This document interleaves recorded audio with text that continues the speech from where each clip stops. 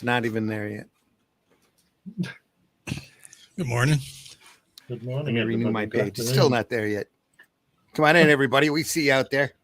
Little We know Billy's you're not there. joining my We love you. German Hit that soldier. like button. Hit that love button. You post that on Facebook. See how far you get. It's on Facebook. It's okay. It's there. But my bad. It's further down. There it is. It must have just dropped down.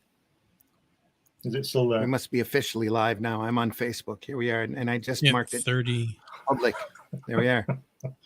We're live. Takes a few seconds. We are live. Come on in, folks. 44 seconds in. Come on in.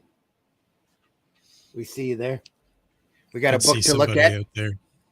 It's Sunday, the 10th of September already, 2023. Somebody's out there.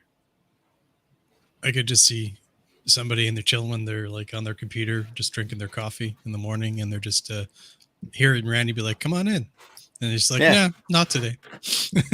There's chairs in the front. Come on. Bring your own chair if you want. Have a seat. Like I was gonna check it out, but not anymore. It's like me teaching cartooning for the kids. Have a seat. Have a seat. Let's all have a seat. Draw a circle. Have a seat.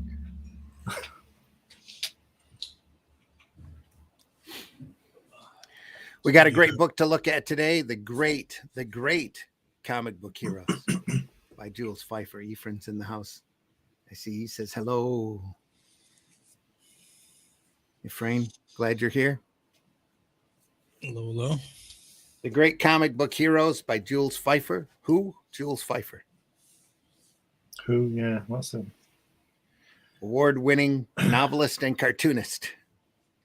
Did a lot of work for the New Yorker. It's one of those prestigious cartooning dudes.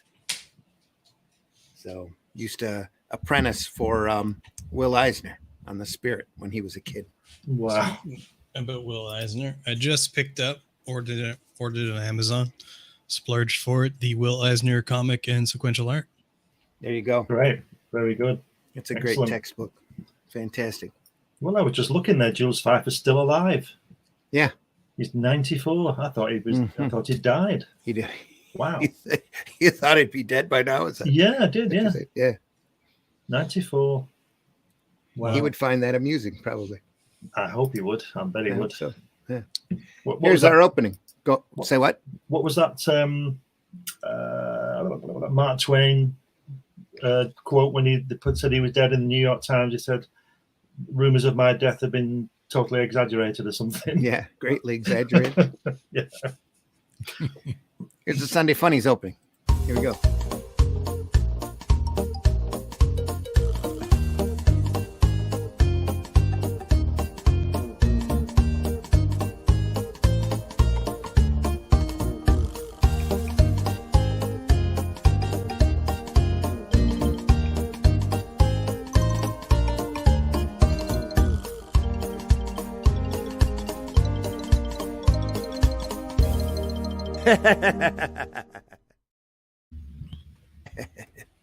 Yeah, I had to cut some time to change that opening just to do it.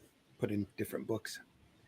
Folks, it's the Great Comic Book Heroes. Whiskey is here. Glenn is here. I'm here. We're going to look through this great book. So, When was this book published? 1965. Ooh, wow. Wow. 1965. This is a book that I used to absorb literally in the library. I think I might have been able to check. No, I don't even think I was able to check it out because my parents wouldn't let me have superheroes there for a while. This is how I learned about all the big guns, all the big guys from the Golden Age. Was from this book. Jules grew up with these characters and loved them. And at this point in his career, he was writing novels and doing cartoons for the New Yorker, and went out and got the rights to reprint a bunch of this stuff as much as he could. As we'll see, there's one in here that he couldn't get the rights for, that he got the okay to reprint one page. So that's what he did. One page. One page. That's all they allowed him to do. Okay. So that's what he did. Yeah, it's a great book. It's a classic book. I don't see this at conventions anymore. I don't see it around. I used to buy copies of it whenever I found it. and give it out as presents to people I knew that would appreciate it. So, Wow. in fact, this dust cover is incredibly well loved.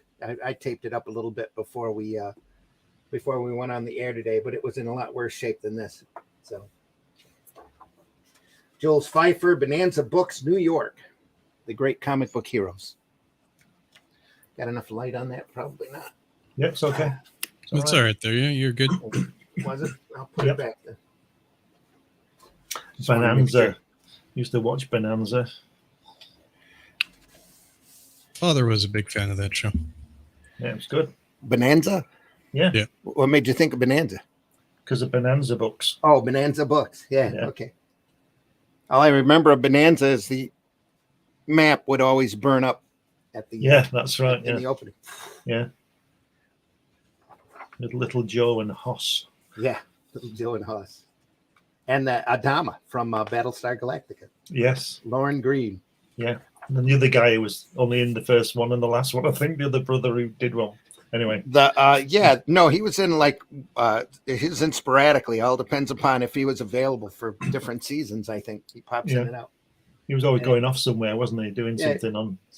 He was always dressed in black too. Yeah. Table of contents here. There's a lot to look at. Wow. There's a big introduction.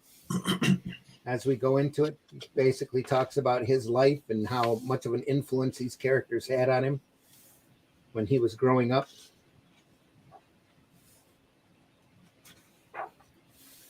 It's a big forward. Yeah. It is. It is kind of a large forward. He's got a picture. He used to draw those comics when he was a kid. He used to make up his own comics. I think that's in here too somewhere. But he talks about some of the different characters and the influence that he had that he got from it. Wow. That must be in the Guinness Book of Records for the longest introduction ever. It's like an opening chapter. He covers different characters. It's an accompanying volume, isn't it? Jules Feiffer, the intro. There's his Jesus. radio comics. Wow. Look at that. Early Jules Feiffer drawing there. Probably Oh, worth that- tens of thousands of yeah, dollars. my drawings are better than that from same age. Great stuff. Wow, it's fantastic, aren't they? Look at that snowman with no face. SNA and Alan and Corky. So that's how you get Snap Alan. That's what it is. Snap Alan and Corky. Yeah. What you say, Whiskey? I was saying that's how you get to the several $1,000s for a drawing, is that you do a forward that's 32 pages long. There you go. End of that thing, they know your name for sure. Yeah. Well, he runs quotes here. Like he's got a Wortham quote, and he talks about the Comic Code Authority as it came in and how it was a mess, and Wonder Woman and Jeez, look at that. kind of thing. It's probably very interesting to read. Different influences, yeah, and his apprenticeship with Eisner later on, and there we are. Finally, the art. I've got to go now. See you later. Yeah, we got to go. Thanks for watching, folks. We'll see you soon. Frame says, "I love the open face, blue smiling." Yeah, I like this 60s font they use. Yeah. is that Cooper? No, I thought it was Cooper, but no, I'm it's not sure Cooper, now. but it's got yeah, little flanges on it. That's right, yeah. Cooper That's Black. Not quite Cooper. Yeah. Yeah. Here we go. Of course, you start with the best, or the biggest, I should say, Superman. Yeah. Look at that. The drawings are so naive, aren't they? Well, What do it's you think? 1930. What, 36? Yeah, but people weren't naive then, were they? But the drawings are really naive, but they're really good. They have a charm, don't they? They Look at do. that logo as well. That's right from the first one. You've got that logo. And they actually gave themselves a byline or credit. So it took them a little while to earn that back after they sold the rights to the character. Were they Eventually about? They did. Were they in their late teens when they were doing this? Yeah. They went after the big gig. They were trying to get a syndicated cartoon or syndicated strip. That's what they were out to do. So they sent that around. They sent Superman around to all of the syndicates, and everybody passed on it. Look at that. Said it was too fantastic. Yeah. Look, Mary, it's a child. The poor thing, it's been abandoned. Yeah. Chucking the furniture around. It's been abandoned. He was chucking the furniture around when he was a kid. Yeah. We couldn't get that sweet child out of our mind. Today he'd say, you can have him. He's wrecked the place. Yeah. Oh dear. I believe it can be arranged. Phew, thank goodness. They're taking him. Yeah. They're taking him away. He says it. He says it there. He wrecks the asylum. I didn't realize. He said that. Yeah. Brilliant. This was originally done in comic strip format. Yeah. And then they couldn't sell it to anybody. So was it MC Gaines? And I want to say Sal Brodsky, but I could be wrong. We're up there looking for new material because they wanted to do a comic of new material. And at that point, they only had Detective Comics out that was running new material. They were looking for anything for a book that they were running, and they saw this character, and they offered Siegel and Schuster $130 for the copyright, for the whole thing. For the whole thing, they took the strips that they had done and chopped them into pages. Wow. And kicked him out in a comic. And the rest is history. Faster than a streamlined train. Mm-hmm. More powerful than a locomotive. Fantastic. And nothing less than a bursting shell can penetrate his skin. Wow. What the? Try again, Doc. Yep. Then his parents pass, and he dons blue underwear. Yeah. And soon there's underoos and everything else named after him. Yeah. Here we go. Then a classic Superman story, also by Siegel and Schuster. Real early on, you can see they had a great style about their work. Yeah. The dam's about to burst. Look, you can see it cracking from the top. Yeah. It's great, isn't it? That's really good. There was a commercial on TV not too long, or not. I'm not sure how long. It was like 10, 15, maybe 1 year ago. It had like I think either one of the creators of either Simon or Schuster, and they're one of them's getting on a bus and just like talking about Superman. He's like, he can leap over tall buildings, and he's talking to his fiance or wife or girlfriend or somebody as he's getting on the bus and then heading off to the city. It just found that kind of interesting. It was just like a little short about the historical context. Your microphone's cutting in and out. Whiskey. Is it? Yeah. Yep. Oh. Okay. We caught commercial and leaping tall buildings. So. Okay. So is it better? Yeah. Carry on. Okay. So so it's just the commercial that some sort of historical factoid about the thing, and I was explaining it to my fiance. I'm like, "Have you ever seen this before?" And she was like, "No." And I'm like, anyways, I'm just rambling. Go, just ignore me. I had a point and I just lost it. Had a point and now it's gone. There he is, real early. Superman. That's what it is here. Running faster than a speeding train. They still had him jumping at this point, so he didn't start flying until the cartoons. When it was so difficult to animate him landing and jumping, so they just decided to let him fly. Wow. It's great because I've just been flicking my eyes to the panels and not reading it, and it works, the storytelling on it. Oh, yeah. And the drawings are very sort of, I don't know what the word is, simple, but it works. Well, this is right at the very start of American superhero comics. I mean, Superman's the one that really kicked open the doors for this kind of stuff. Even though all the syndicates thought he was too fantastic for the newspaper readers to read. Took off really good in action, kept them busy for 10, 15 years, Siegel and Schuster. So did Working Siegel for national periodicals. Did Siegel and Schuster sell their rights to it, but worked on it for them? Sort of became Yes. their employees. Yeah. And then when it took off, they wanted it back. Well, it took off, and suddenly they were out of work. They found other people to do the stuff. Right. And it's like, well, sorry, we own it, so we're just going to keep doing it. Did they not get a settlement later, though?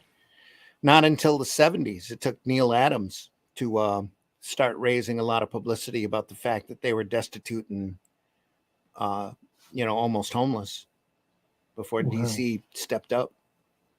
Well, it took quite a while, quite a lot of work on Adams' part. It was I think it's one of the major things that he did in his career was to secure those royalties, because if you're securing them for one, you can secure them for all. So and he was also getting the artwork back for Kirby, wasn't he, and making sure everybody got theirs back. Oh yeah, so he was a big artist advocate. Absolutely, he did a lot of things. Neil, didn't he? Pretty good for a grumpy old man. Yeah, I was going to say he comes over like that, and he probably is like that, but that doesn't diminish his other stuff or his passion for the creators for this. We have to forgive him for that, because absolutely, he is the attitude he has. That's what he has. But he was a great artist, and then he did all that other stuff, like you say, for other people. Yeah. And again, the wheels aren't touching the ground here. Yeah, it's moving, isn't it? It's great, isn't it? Yeah. Just like Superman here. Yeah. I wonder what the first one to come up with the wheels not touching the ground thing. That was probably animated cartoons that did that, because of the bouncing and jumping around. So for the longest time, I thought all cars looked kind of like that.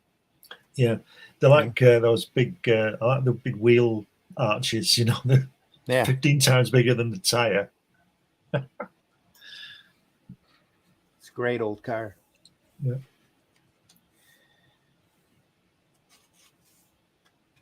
Inventive coloring here, trying something. Right at the start of all that stuff too. Yeah, these are taken from the printed. You can see the moire effect, can't you? Of the dot patterns. Yeah, the dot patterns. Yeah.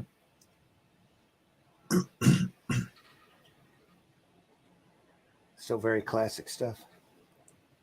Remember, to win one of the big prizes in the Superman contest, you've got to be a member of the Supermen of America.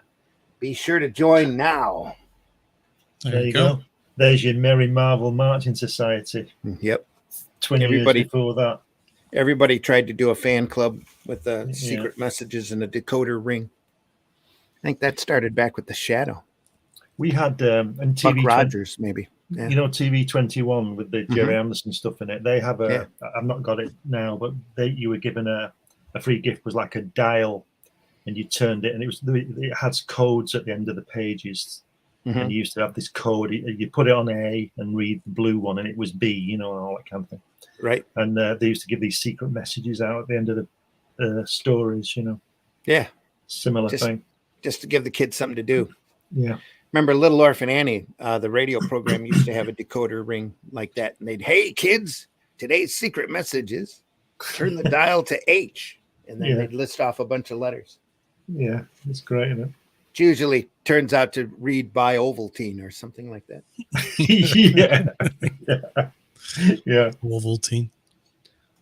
It's an old drink, old breakfast drink. They don't still sell that, do they? I'm sure it's available somewhere. I think they sell it over here. I hate it. It's horrible stuff. Yeah. So like vitamins. It's and like chocolate. Nutella. Yeah. You don't go looking for it at a grocery store. You just kind of find it, A guy I used to know used to, and we'd be in our 20s, I'd go to his house, or we'd going out somewhere or something, and he'd have a big tablespoonful of it dry in his mouth, like cement, Ovaltine or Nutella? Ovaltine. Yeah. You're not a fan of Nutella there, Randy? It's all right. No. My fiance loves this stuff. She's like always. Sure. It's great with peanut butter. Yeah. I don't know. I like hazelnuts. I'm a huge fan of it, but like I don't dislike it. So who's next after Superman? No. We have that one page I was talking about. He was only Captain allowed to Marvel. reprint one page of Captain Marvel. Right. Well, With the origin in it, Billy Batson yelling Shazam. And the only reason he got to reprint this was because he was Jules Feiffer. He had a little bit of juice and could pull it from Fawcett and get the okay from DC. But look at the bottom section there that you're looking at now. This excerpt will hopefully hang on. I'm in my wrong glasses again. This excerpt will hopefully give the flavor of Captain Marvel. More cannot be printed without unsettling the settlement between Clark Kent and Billy Batson. We thank J.B. Leibowitz, president of National Periodicals Publications, Inc., for the permission to print for historical purposes the following matter. One excerpt, unfortunately, must. Oh man, I'm sorry. I can read it. All right. It says, let's lift the page up. It says, our ex unfortunately must end where Captain Marvel begins. For those not versed in the comic book metaphysics, let it be known that Shazam, the word that adds 2 feet, 10 years. 2 feet, 10 years in red leotard to Billy Batson's scant frame is an anagram. S for Solomon's wisdom. H is for Hercules' strength. A is for Atlas' stamina. Z is for Zeus's power. A is for Achilles' heel. And M is for the million things you've. And it ends. It's actually for the speed of Mercury. Yeah. So there was a big court thing about this because he was obviously Superman and they didn't like that. Well, they had served cease and desist before the Second World War happened, and Fawcett decided to ignore it. And National decided not to pursue it. But they had already, Fawcett, the creators of the publishers of Captain Marvel, had already been served a cease and desist for another character called Wonder Man that ran in Wonder Comics. That was a direct parody of Superman. And the Amazing Man court battle had ended in favor of National Periodicals, which gave them some pull. So they sent around notices to anybody that had a Superman clone to cut it out. And the majority of them did. I think there was one or two other ones that stopped. But after they did Wonder Man, they decided to add the supernatural angle in the kid. And they created Captain Marvel and felt it was different enough so that they ignored the cease and desist order. Right. And then Superman goes to Fleischer's Studios and gets turned into cartoons for the theater. And World War II happens. And all during that period, Captain Marvel just keeps climbing in popularity until he's selling millions of copies. And Captain Marvel Adventures was out twice a month. And it was just, he really outsold Superman there for a long time. And then Captain Marvel got made into a Republic serial that ran in the theaters, and he's really the first live action superhero character because of them the little 20-minute serials they'd run in the front of the movies. And that ticked National off enough to activate the cease and desist and take him to court. And that court battle went on for years. And then it finally ended in a settlement where Fawcett agreed, because comics were waning at that time back in 53. The Comic Code Authority was about to kick in. The Senate hearings were going on. Fawcett decided that their sales had dropped enough for them to stop printing comics. So they told National that they would pretty much just stop printing the book. And they're not going to admit total defeat, but they gave them, I think it was $250,000. Wow, in 1953. Which at the time, which they figure at the time covered the legal expenses because the court battle had gone on for so long. Wow. I mean, they had the courts tied up for years on this, where they were pulling out examples of Superman doing something and then Captain Marvel doing the same thing a couple of issues later when exactly the opposite was happening. And then Captain Marvel's Fawcett's lawyers would pull out strips of Popeye showing that Popeye did it first anyway. So that's just short of 3 million in today's money. Yeah. Jesus. Can you imagine being the judge on that? Oh. You're used to trying criminal cases. Yeah, you probably or other hated funny books by the time you were done. Oh yeah. Oh man. But yeah, they settled out of court, and it's really, the story is really fantastic comic history, because in the 70s, in the late 70s, the DC is looking for stuff to move into other media and to sell. And all of these kids that were around back in the 50s have grown up, and they're now in charge of TV and movie studios and all this. They asked DC, you know what would really sell right now is Captain Marvel. Billy Batson Captain Marvel would sell really well. So DC turned around and licensed the rights from Fawcett to use Captain Marvel. They couldn't use the name Captain Marvel because Marvel was currently doing a Captain Marvel, and some other guy had done a Captain Marvel that splits into different pieces. And so they named the comic Shazam off of the magic word that Billy says to turn into Captain Marvel. And instead of changing the character's name to Captain Thunder, they just left it, the original Captain Marvel, and they ran Shazam as a comic for a couple of years and did a bunch of reprints and all that. But the entire time they were doing that, they were paying Fawcett for every appearance of Captain Marvel. This would make a fantastic movie. It's a crazy story, because at the end they ended up they were looking at their books, and they had gone so far, and Captain Marvel at that point was picking up some attention. So they ended up doing like a Superman comic where he ends up running into a character like Captain Marvel, but they had to call him Captain Thunder and put a sun on his chest instead of a lightning bolt, because they didn't want to pay the licensing fee.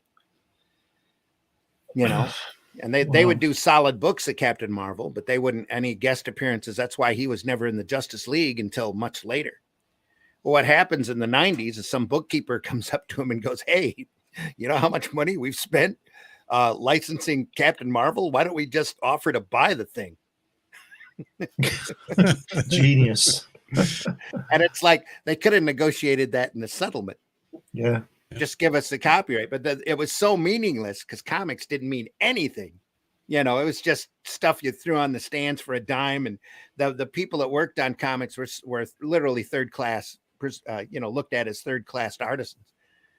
Oh, you do comics. That's kiddie stuff. It's terrible. But they had never considered going in and buying. And then when they did go in and buy it, they bought Captain Marvel, and they bought the licenses for all of the Marvel, Captain Marvel characters, Captain Marvel Jr., Mary Marvel, Mr. Mind, and all of this. That they never bought the rest of the Fawcett Pantheon. And there was a bunch of characters that Fawcett did outside of Captain Marvel.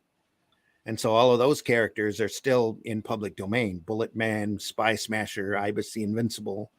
There's a whole great group of characters there. The DC eventually crossed over and used the characters because Fawcett at that point was defunct. So the characters were wide open. They kind of laid a loose claim on the characters, but they can't enforce it because they don't own the rights for all of these characters. And now with public domain becoming such a fantastic gray area of what you can and cannot do, you've got characters like Batman and Superman that are quickly looking at becoming public domain here pretty fast, like within the next 10-15 years. I bet they're panicking on that one. Yeah, they are. Well, Disney's panicking harder because Mickey Mouse is technically, the Steamboat Willie is in public domain already.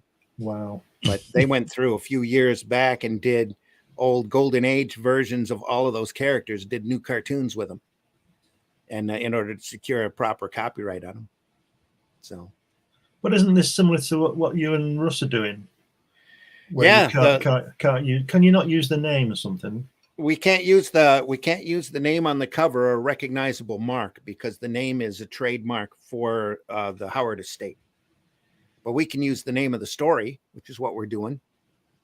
So you can't put that name, and I won't say it, but that name on the cover. Yeah. But you can call in that name inside. Yes. And we have to isn't be it? careful as to the visualizations of the character, because he's been drawn a couple of different ways that So are he- copywritten, and we don't want to infringe on them. So Russ is drawing his version then, Yes, very much so. with his mind's eye on what not to draw rather than what to draw. Pretty much, yep. So it doesn't clash and cause wow. Yeah. Just why can't you just draw the bloody thing and get on with it? You know what I mean? What's Well, up with because everybody? there's certain people that own certain rights for certain things. The Cull, and the Cull name and trademark is Marvel. There's a squared out crown that's Marvel. That there's got a scar on the side of his cheek that's Marvel. That denotes Marvel Cull. Yeah, that's the same thing I told you about that Avengers strip, isn't it? Yeah. Yeah. Where somebody owns the logo, somebody owns the name, somebody owns the TV series, somebody owns this, and I said to you, and that article I did in Crikey, that beautiful artwork, which they let me see some of it. They sent me, when I say see it, they sent it me on a disc. Is in a box in their archive, and it's been there since 1969. Sure. Yeah. And it's just going to stay there forever because they can't print it. It's probably not the only stuff that's exactly out of print for that reason. So we get punished. Yeah. We just want to look at it, The thing with the Shadow Kingdom, though, is that nobody's really faithfully adapted the story. Yeah, they've all done their own version of it. So I went through the adaptation that Russ and I are doing is going to have as much of the Howard prose in it as possible, because Howard was just amazing in his descriptions and his writing. Pardon me. That's why he's as popular as he is today. Yeah. But anyway, did he die in 1930?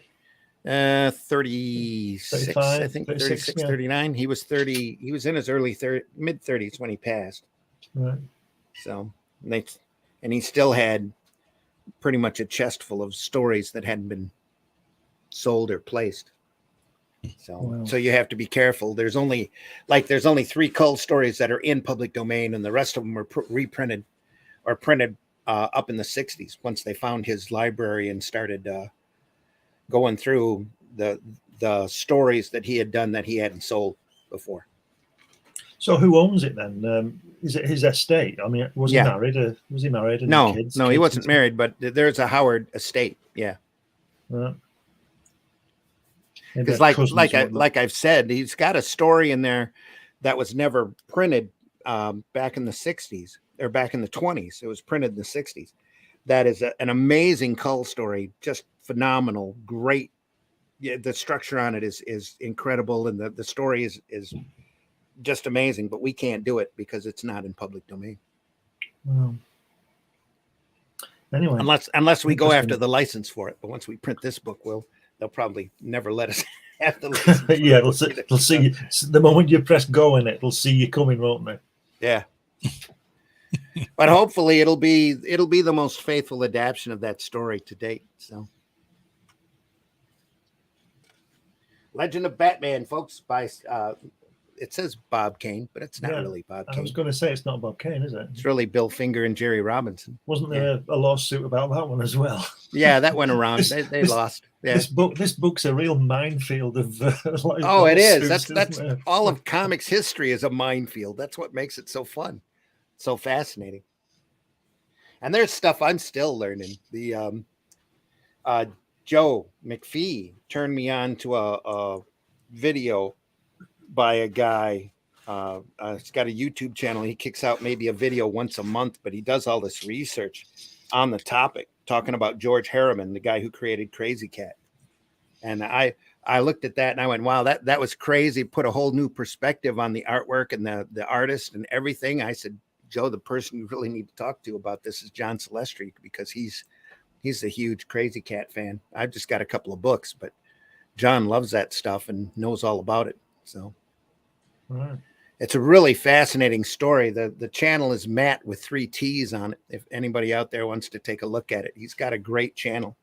Little bald guy, looks like, who's that writer? Grant Morrison. Right. Almost reminds me of Grant Morrison. Only he's got a lot softer voice, and he does a lot of research. So, getting on the show sometime. Pardon? Ever thought about sending a message and getting him on the show? Oh yeah, I'd love to have him on. He'd be really cool to interview. It's fast. He's only done about a dozen videos, but he blows us out of the water as far as viewership goes. Yeah. So we get thousands of views. But each video is like a mini documentary on a different subject. He's done one on turtles. He did one on Kriegstein, which we'll get around to here pretty soon.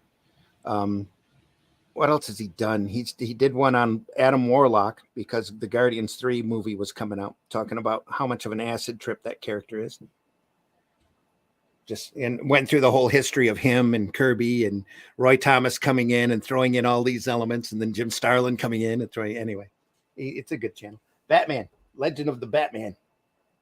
It's a classic 2-page origin story. I believe this was in Batman #1. Look at that. How he came to be. Yeah. Russ being a criminal again. Yeah. A crazy hat. What do they call those things, anyways? Anybody know? Derby? No. Is it a derby? No, a derby's a derby's a round hat. They call it a flat cap. A flat cap. Yeah. Okay. That's what it is. Yeah. Because obviously Joe Chill was British. Yeah. He's a Peaky Blinder. Yeah. 2-page origin. If you haven't seen Peaky Blinders, you should watch it. Everybody tells me I need to watch it. It's excellent. Is it? Excellent. Yeah, it really is. Well, I'll have to sit and watch it then. And you'll learn why they call Peaky Blinders. Pinky blinders? Peaky. As in mountain peak. Oh, Peaky okay. Blinder. I'll tell you why they call Peaky Blinders. Before we continue, or do you want to continue? Sure, let's go. Let's hear the Yeah, thing. They put razor blades in the cap and use it to blind people. Oh. They would, take the cap off and slash you with the razor blades. Wow. That's why they call peak. It's in the peak of the cap. That's why they call Peaky Blinders. That's Really That's nice. gruesome. Really nice people. Really nice people. Well, speaking of really nice people, what we have here is the first Joker story. Look at that. Bill Finger, Jerry Robinson, and a couple of issues of The Shadow. And if you look on the previous page, the center panel, he's learning to be Prince Namor there, isn't he? Yeah. The center panel. That one. The center panel there is Prince Namor with his little shorts on. With his blue ones on instead of green. He's becoming superior in strength there, doing all this research. Then he says, I want to be something, but I don't know what I want to be. Yeah. Dad's estate left me wealthy. I'm ready to, but first I must have a disguise. With his smoking jacket on. Yeah, with very posh. Yeah. Criminals are a superstitious and cowardly lot. So my disguise must be able to strike fear into their hearts. I must be a creature of the night. Black, terrible, a bat. That's it. And then he wears his. I shall become a bat. And then he wears his underwear on the outside. That's right. Yeah. Because that will strike fear into anybody's heart. It would, so listen, it would do if they're coming after you, wouldn't it? Holy crap! Because back then, circus, carnival, strongmen used to wear their underwear on the outside. Yeah. And it was a sign of strength and manly testosterone. Sign of strength and virility. It must be really cold. It must be really cold because if you look in that panel there, he's almost sitting on the fire in his chair. Yeah. It's a large and dusty, musty old mansion. Yeah. And what's really funny is originally when Kane drew Batman, he was red and yellow. All right. And they say, was it Robinson or Finger? One of the two come in and said, no. He needs to be scary and a figure of the night, and he needs to be grays and blues. So they did that with Daredevil, didn't they? Later, it's horrible. Black and yellow costume. Worst costume ever. That. Well, Wally Wood got hold of it. There's been worse. Yeah, that Cole guy. That was so awful. Which guy? Is it Cole? K with a K. He may turn into the Black Panther or something. Yeah, that Oh, horrible. That okay. horrible. There's just suit. been there's a lot of examples of We should do a show on those. bad costuming. Yeah. Bad costuming. We did one on armor. That was great. We did one. We've done a couple on oddball characters. Yeah. So I've got a couple of collections by an artist that Golden Age creator, Fantagraphics, got all of their stuff and printed it in a book because it's so outlandishly bad that we should watch. There's a jungle girl that just does crazy things, and an omnipotent star warrior character that flies through space and does crazy stuff. Can't remember their names right now, but can you tell us the story again of why Bob Kane? Why is Bob Kane's name on it all the time and not Bill Finger? Because he negotiated the deal. Sounds familiar. Finger and Robinson were treated as apprentices at the point, and he's the showman character. He took responsibility and insisted on his name be on all of the stories, no matter what he did in them. Sounds familiar. Later. Yeah. Oh yeah. There's a lot of that. Not quite as bad as this, because people didn't find out about Bill Finger and Jerry Robinson until much later. Yeah. I mean, and this is all Finger and Robinson here. I don't think Kane did anything on this story.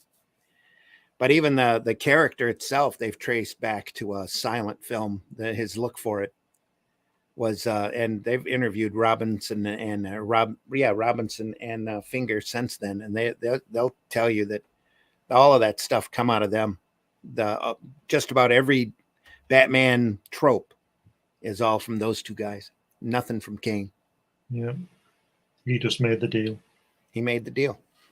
It's like that Picasso painting, isn't it? When he signed it, when he asked that guy, asked him if he had that drawing. It's not even like Moulton, who we'll get into here in a minute. And he negotiated his deal because he had a little bit of fame, but he was able to write his own contract pretty much and get everything that he wanted out of it, because it's just comics, you know. Yeah. Nobody cared. Same thing here. It's just comics.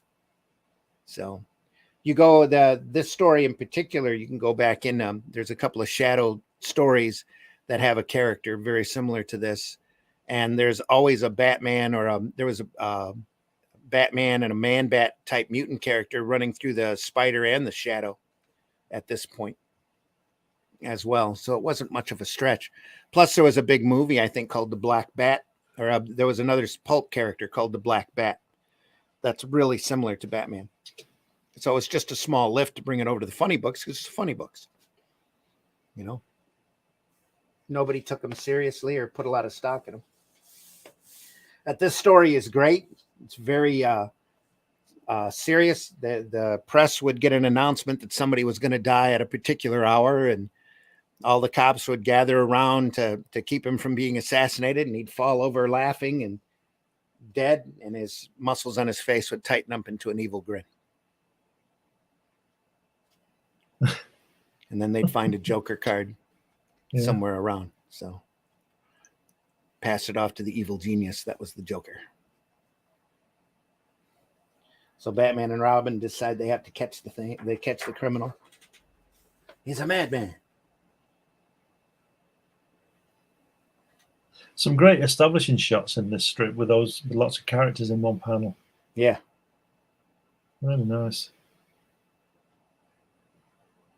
I'm going to die in 5 minutes. I'm going to die. Die. And he's there laughing. It looks like Jack Ruby on the bottom panel now. Yeah. Yeah. Yeah. Oh, this was 36, I believe. Yeah. 1936. Wow, it's good, isn't it? It's really good. It's a bit like The Shadow, isn't it? That kind of noir, you know. Oh, and the Joker here is very vicious. He's out killing people and, you know, reveling in their death, leaving a little Joker card, gassing all the cops. Little did they know that the person who was scheduled for death, the Joker would pop into their house the night before and inject him with a poison that gave him 24 hours to live. Loony. So Batman and Robin end up figuring that out. It's a Look at sock to the jaw. Wow.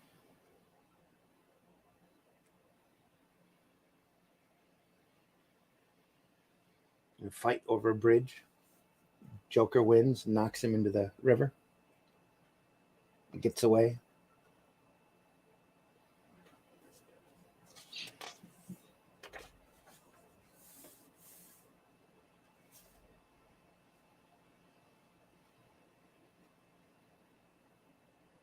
Also, at this point, Dick Tracy was well underway, very popular Yeah. in the comic strips. So, He's vicious, this guy, isn't he? yeah. He's a nutcase. I mean, I always knew he was a nutcase, but killing everybody, isn't he? This is his first story, too. Yeah. Oh my God. No wonder that Wortham was spinning in his bed, wanting to get them banned. Well, this would have been Code Authority correct because he 20 years You know, earlier, isn't it? justice wins in the end. Yeah. No. And also, they never planned on these characters ever coming back. You know, there wasn't the trope of the reoccurring supervillain hadn't quite come through yet. So, Batman socks him. Thwack. I mean, look at that. I leave you here to paralyze to can't read what that says. Perish Where? in the at the bottom there. Perish in the flames. Down I there. leave you here paralyzed to perish. Yeah. Adieu, By Batman. the flames. Ooh, Batman. He gets up anyway. It's great. It's really good, isn't it? Got to get out of here. Grabs Robin, runs. Everybody else in the building fries. No. Yeah. Damn. He's about to inject Robin here. Batman stops him, gets into a fight. Luckily, he tracked him down when he did. What was he going to inject Robin with? Just some kind of That poison that he dies a day later. Yeah. oh, okay. With a smile on his face. With a smile on his face. It's really good, isn't it? It really is good. And note how in the panel there they're not touching the floor again. They're moving, aren't they? Here, yeah. No, on this, yeah, and on the here? next page there, Yeah. where they are actually in midair, That's- so to It's speak. kind of a classic Yeah. pose. I think there was a cover that's very similar to that in Batman. I like is that they weren't even back then. They were changing the camera around. Here's a up the Yeah. Yeah. chest up shot, and they were trying to keep things interesting and moving. Sorry, I stepped out for a second to top up my coffee, so I kind of missed the lead into this. This is fantastic. That's all It right. really is good, isn't it? It is crazy stuff. Look at that. Yeah, that kick at the bottom. Look at that. Yeah. Look at that. Yeah. Sock. Yeah, look at that. That's really good, isn't it? Smacked him under the chin. Robin got a good one in. Matt Black Gaming. Good morning. Good morning, Matt Black Gaming. Nice to see you. Morning, afternoon, all. Vic Do. What up? What up, Vic? Thanks for hello. joining us. Folks, leave a like there if you can. It helps our algorithms. Hit that like button. Hit that love button. Look at Robin's trousers. Look like he's going playing golf. Yeah. He is going to play golf. He's And the back way in his he's smoking jacket, too. yeah, and the way he's got his head he's between those smoking. bars. Yeah. They Red can't skin. keep me here. This was really part one because I believe there's another Joker story in that issue where they fight him again and he ends up being thrown off a bridge or falls off a bridge at the end of the story, if I'm not mistaken. It was in the same book. I understand now why the Joker always escapes. Yeah. Well, they used to always kill him. The bars are too wide apart. Yeah. Right apart. They used to always kill him like the Red Skull. At the end of every Red Skull story, he used to blow up or whatever, and Yeah. then he'd come back. With the Batman and Robin running towards you, I'm Yeah. getting only Fools and Horses vibes, which I remember was a that, British Matt. I remember sitcom in that. the 80s and 90s. Yeah. In fact, it was one of the funniest things I've ever seen when they're running through the smoke. Have you seen that, Randy? Mm-mm. Oh, it's I can't say hilarious. It's absolutely. Well, I'll give you a brief of what happens. They go into it's these guys, and they go into a fancy dress as Batman and Robin, and the car breaks down, and they're late. So they start running down the street dressed as Batman and Robin, and then it cuts to this girl being robbed by these two guys outside her car, and there's all this smoke. It's like smog, and she goes, "Help! Help! Help!" And these two, and Batman and Robin, run out of the smoke. You know what I mean? Like, it's so funny. And then the other guys can't cope with it, so I think they run off and they say, but it's just so funny that she's shouting help, and Batman and Robin come from out of the smoke. It's great. It's brilliant. Well, that does kind of look like the 60s opening, 60s comic opening, or the movie or TV show opening. Yeah. Now for something completely different. Charles Burroughs' Human Torch and Toro.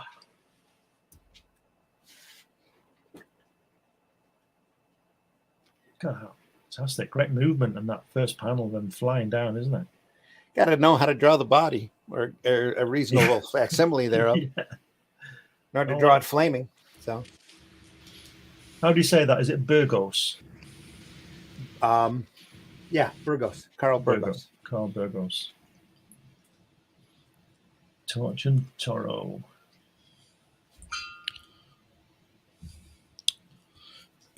Goes to save the day and then lights everything on fire. Yeah, it burns the place. He knows down. how to control his flames, is what it is. After the first couple of times of burning people's faces off, He's decided that he better learn to control it. His great grandfather was at the Great Fire of London. Yeah, he was an android that caught fire when it was exposed to the air. So he learned how to extinguish himself and be able to walk among men as a regular person. And then I don't know how Toro got through it all. He bursts into flame too and has basically the same powers, only he's human. So he's really the weird one. He's the one that they should have continued on in the Marvel comics. They should have brought him back up. They brought him in the FF, didn't they? Really? Yeah. And then they brought the old one back in the annual, didn't they? Yeah. Not Toro though. Human Torch. No. Yes. I don't think they ever did anything with Toro that I know of. Right. So I could be wrong. No, I meant that the Human Torch thing. Feiffer was great. Yeah. Vic. Still is. Still is. Still alive. Haha. Let's see what that says. It is a time. He said switching his glasses again. As a name for a character, the Human Torch was more wishful than accurate. He may have been a torch, but he was by no means human. He was, in fact, laboratory created, a synthetic being, albeit one who learned fast and became a responsible member of society. More than can be said for the Submariner. Both Torch and Submariner were early examples, along with the Flash, of the shtick school of superheroes, a school that believed it was no longer enough to be merely super. One needed to have one needed a specialty. So yeah, he bursts into flame.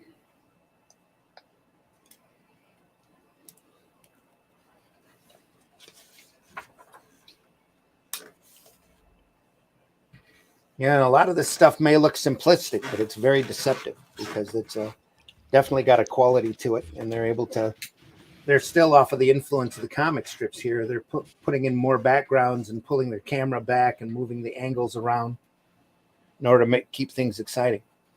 Again, yeah, Toro looks like Namor, doesn't he? Yeah, when he's flamed out. Yeah. Yeah. So how is he not burning him there? Does he control his flame? He's impervious to flame.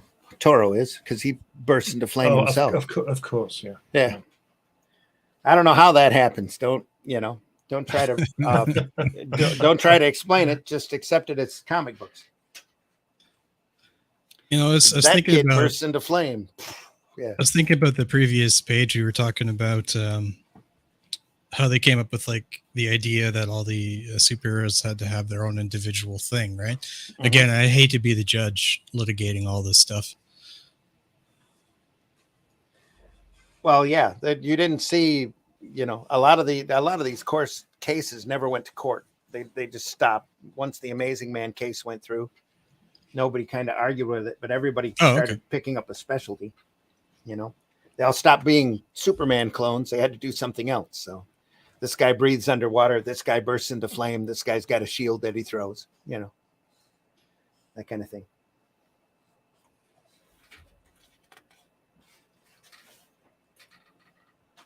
Look at this card.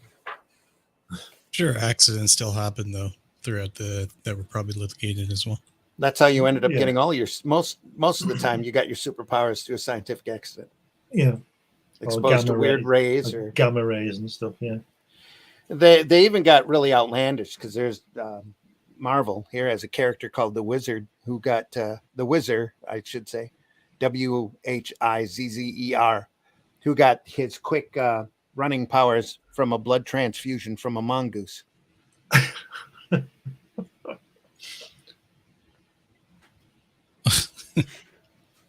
Took me a minute to process it in my head. The mongoose.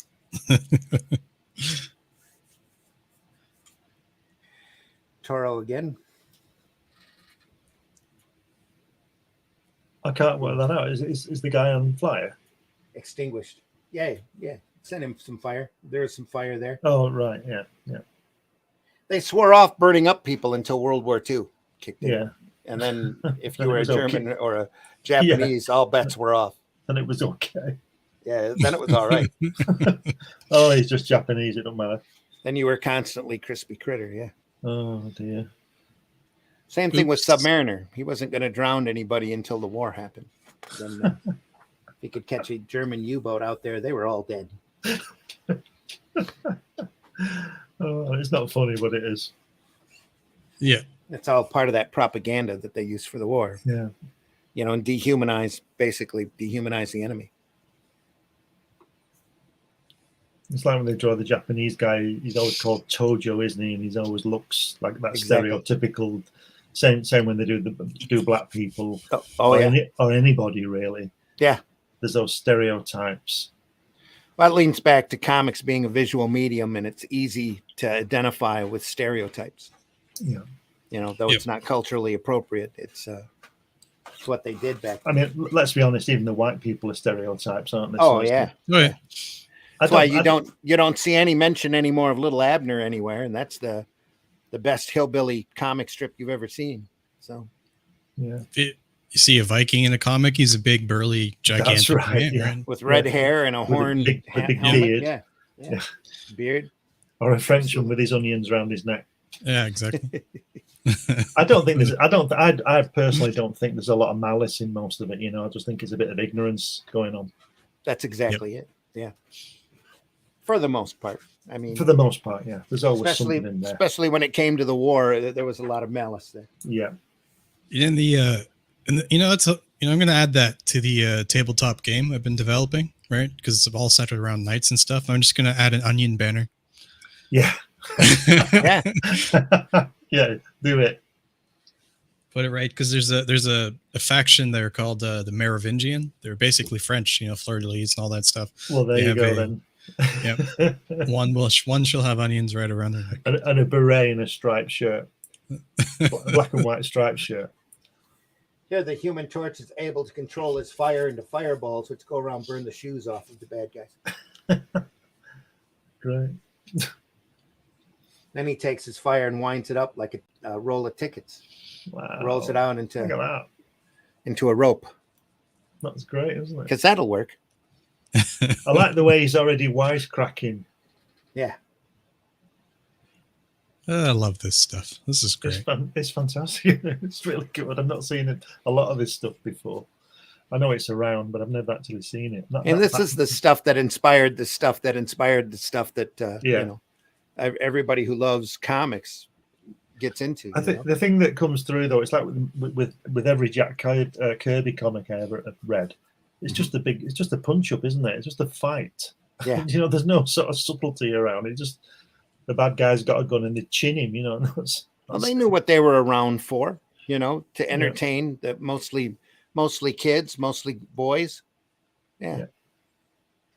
Hmm. They weren't afraid to cater to their market. Here, El Toro comes zooming through between this guy's legs. What the hell are you doing? No mention at all of Great Balls of Fire. Boom. Wait a minute. Let me get my bell. There we are. Yeah.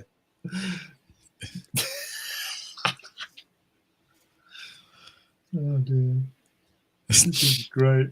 And of course, because you can burst into flame, that means you can fly as well. So. Of course, yeah.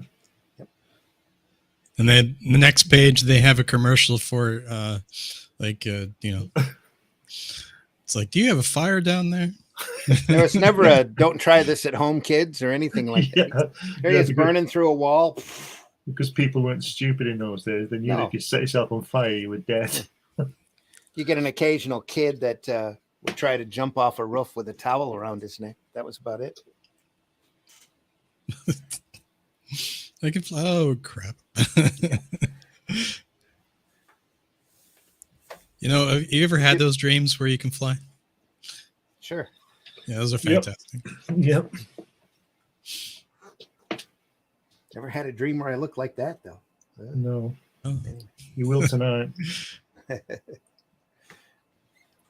It really moves, doesn't it? The whole thing is moving. Like when he's coming through that door at the top. It's really good work. Oh yeah. I think the drawing's sort of naive, but the essence of it is there. Yeah. The movement. Well, if you could draw and write real well, you got yourself a comic strip. Yeah. Then you were in a couple of 100 papers and you were making more than a living. Sorry, go ahead. Yeah. Could you elaborate on naive? Just because I wanted to hear your explanation of it. Like, because you said their drawings are somewhat naive. They're just naive. They're sort of amateurish. They're not simplistic. They're simple. Yeah. They're not detailed. Nobody looks like that woman, do they? I mean, with any stretch, that kind of thing. I don't know about that. Well, all right then. Maybe some people do, but I was being good for once, Randy. I hear you. But I think they're very charming. They have a charm. Yeah. But look at what he said. She says there, my hair is burned off, and he says, just a haircut. It's only a flesh wound. But look at the anatomy. What we're saying there, Whiskey. Look at the anatomy on him in the center panel of the second page there. It's very, it's very simple. There's nothing. It's not correct. Mm-hmm. It looks somewhat like a horse, actually. Tricks up your sleeve. Forget them, unless you want a blazing mud pack. Yeah. Look at. I should capture that. I should scan that. That panel in and post it on Facebook. Probably get banned for threatening violence. Look at the hat with the hair as well at the bottom panel. Yeah. Oh, here. Yeah. Give her a haircut. She's got her hat's too big for her head anyway. Yeah. Yeah, but back then you were getting paid maybe 15 a page. Right. So you just did it quick. Not bad money though. So you were kicking it out and getting it done, and yeah.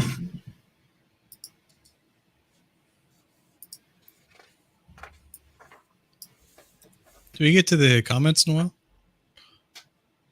Yeah, I don't think there's been any new ones. From haha. Feiffer was great, and haha. Oh, okay. The last ones. Comments are open, folks. Feel free to jump into the chat all you want.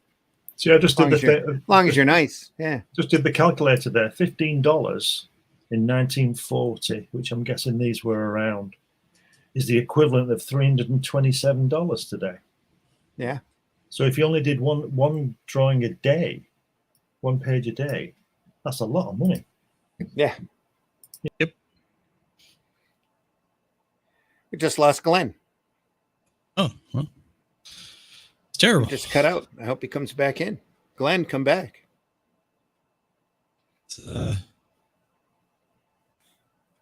English just the island blew up and it sunk into the ocean, and that was at the end. No, he's back. Yeah, it did just something went wrong there. I just fell out. I'm back. Yeah. It's saying that the island sunk. Don't understand what you mean. England. It just went to the ocean. Did it? Yep. Oh, I'm still here. Right. Just a glitch, only a flesh wound. Yeah. Anyway, The Flash by Gardner Fox and Harry Lambert. Wow. See, again, it's very simple. It's all wrong, that anatomy, isn't it? I mean, it's yeah, very simple, but it does have a charm. Very simplistic. Yep. Basic colors, primaries. That's what it was. He did have a flash lightning down at the side of his leg, though. There. Is that His costume has morphed and changed over the years? That's the original Jay Garrick version? Yes. This is the original Jay Garrick version. This is his origin story. This is probably in Flash #1. Fantastic.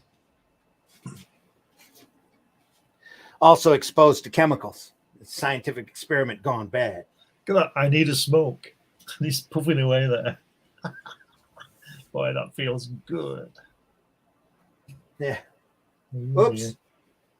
Knocked a beaker. Mysterious gas. Sniff, sniff. Wiped out and breathing it for the night.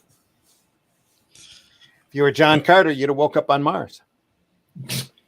There's some subtle subtext there about not smoking, and because these stories were geared towards kids. They didn't think about that in those days at all. No, nope. All that tobacco was pure, and in fact, they used to sell it as a health aid. Okay. Promote the old tobacco and cigarettes as helping your lungs breathe more. Seriously. No, I believe you. Long before any additives or preservatives or whatever were ingested. Just DDT. Anyway, to keep the bugs off. Yeah, he wakes up in the hospital. Doctor tells him he's lucky to be alive. Gets into a double-decker bus here. Look at that. Goes home, doesn't think about it. He's at college the next day and goes to play football and finds out he can run. Oh, here, he's running fast. He said, help. Can I travel?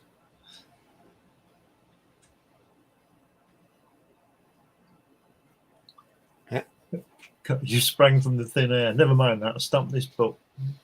Yeah. I'm going to faint, and I think I will. I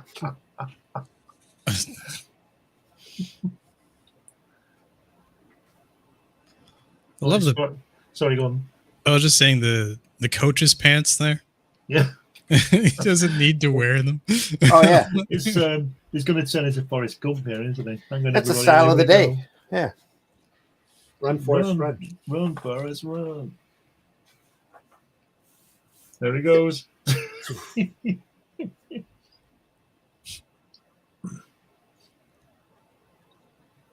How am I doing, Joan? Why? Wonderful. The next day, he learns he can play tennis with himself.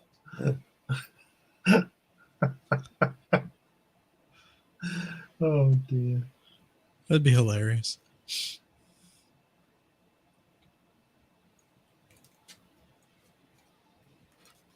There's a lot of charm in this old stuff.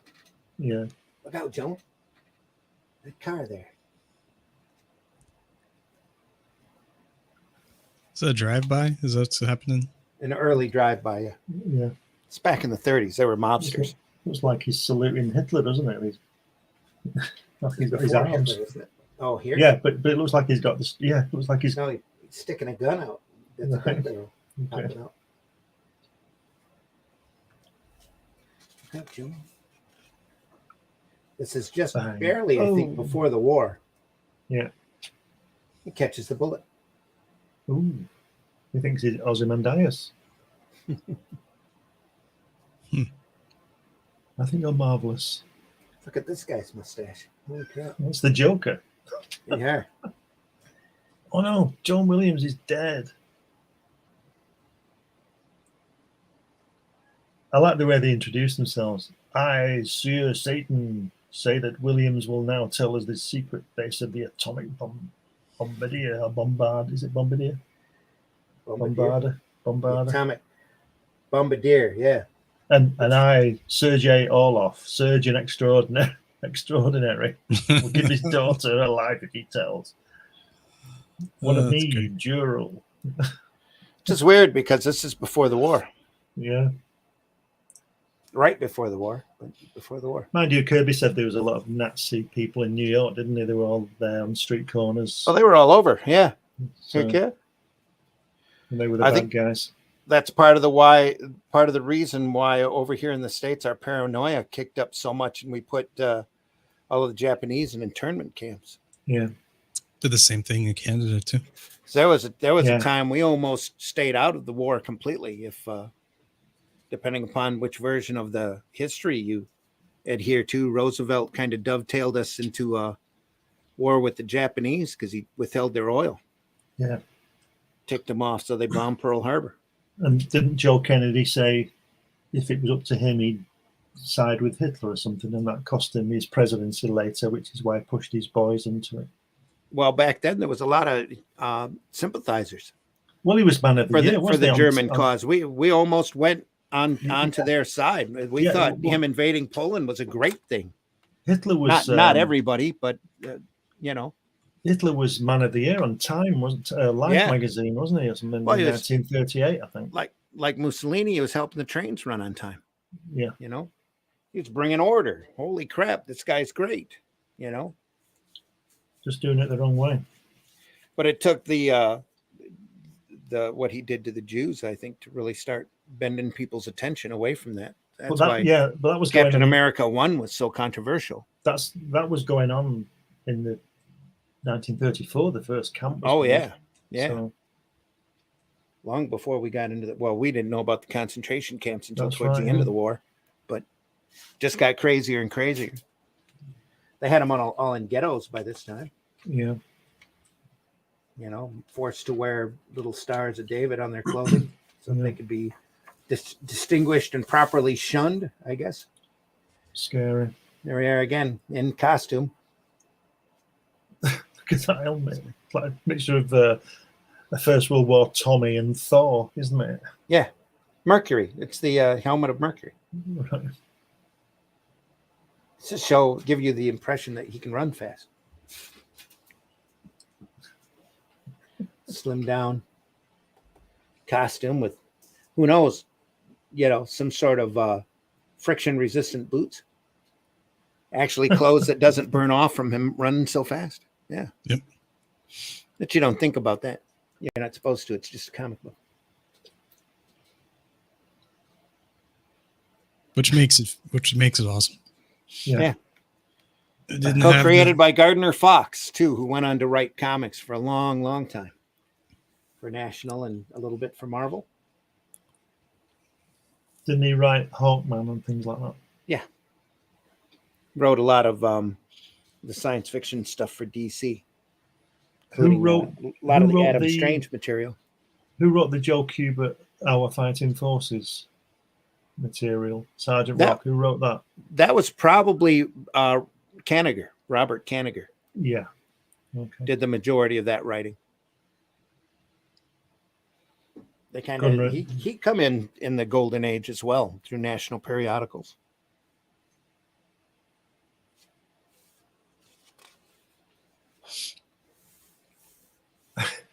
They're real adventure stories, aren't they? Yeah. They really are good. Guys in airplanes with the machine guns, little pop toys, almost. Tat. Oh, help. Is it war? A madman. Was that a line? Yeah. Tat. This will get enough police here so that our attack on Joan and her father will go off like clockwork. Doffs his clothes. That's Is it war? fantastic. Is it war? It's a madman. It's not because it's just a regular plane and it's just a Yeah. it's not a handgun. I think they call it a generic plane, don't they? You know what it is. Yeah, but pretty no much. plane- there's no plane like that. Luckily, it's not a biplane Yeah. at this point. Yeah. that is shooting through the propeller. That's a modern plane right there. Coney Island. Yeah. So it's the Flash, and he's catching multiple bullets. I would have liked to have lived in the 1950s for aviation. That'd been fun. 50s? Yeah. Yeah. Think about how cheap materials were compared to today. You could actually build your own plane, get an airfield going, own land. Oh, yeah. Yeah, there's a lot of things you can do back then you can't do now. Well, if you think about it, Neil Armstrong, when he was 15, 16, that would have been the mid-40s. Mm-hmm. He didn't build his plane, but he got his pilot's license before he got his driver's license. Hmm. And he took it upon himself. He wanted to go to some convention somewhere. I think he lived in Ohio. And he wanted to go to an aircraft convention. It was 300 miles away. And his dad wasn't around. His dad was late or gone to work. So he just took himself off and he flew all the way, a 600-mile round trip. And he was 15. That was, what a... Imagine that. Imagine when you were 15, when you two were 15 and you got in an aircraft and flew 300 miles. Yeah. Without telling your dad.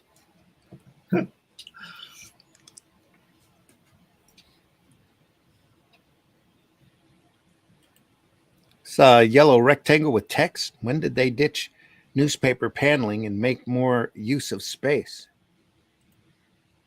I don't know if some of them ever did. You're talking about this here, just in case there was a lot of dialogue to be written in. Usually all of this stuff was scripted at that point, so I'm not sure why they would do a long rectangular panel there, just not throw a caption box in. Oh, maybe because the art wasn't great or something, and then they just switched it out. I don't know. They might have. I don't know why he would have left it open like that with such little dialogue. Usually they'd fill it up like this. It's a lot of open. There's a lot of open space sitting there. Maybe it has something to do with the way that his the panel layout, because he's looking away at the plane at that point. Mm-hmm. So yeah, it could be just like a little bit of a time gap. Well, you're also coming off of the era of the silent film too, so maybe the balloon boxes needed to be. Here's a beat. Here's a beat. Here's a beat with letters. Well, the yellow, the story and moving. The yellow catches your attention, but if you look at the top panel, there's a yellow panel. Look at the bottom left. There's a yellow panel. Bottom, the middle right. Sorry, right. It's basically it's like a cross shape, right? So your eyes are drawn to, and he's looking away from the. If we're talking about the regular Z pattern, his eyes are following the plane instead of transitioning to the next panel. I sincerely doubt they were thinking composition at this point. I mean, there might have been a little bit of it instinctually with these artists, but it's a good movement there, though. But yeah, you see everything's in real basic primary: yellow, orange, red, green. This is still at the early stages of color separations. Even at this point, they weren't taking too many chances. This guy's got a purple coat. That's probably the biggest risk they were taking, because you had to blend a couple of colors together just to get that shade of purple. Then you had to hope it stayed constant the whole time you were printing it, but it didn't matter because it was the back of a guy's jacket. That's why all of these superheroes were in basic primaries: red, blue, yellow. Batman being gray was even a risk at this point, because you never knew the tone of the gray would be solid or not. That's why they made the Hulk green even as far up into the 60s. They couldn't trust that printing process. On to the Green Lantern.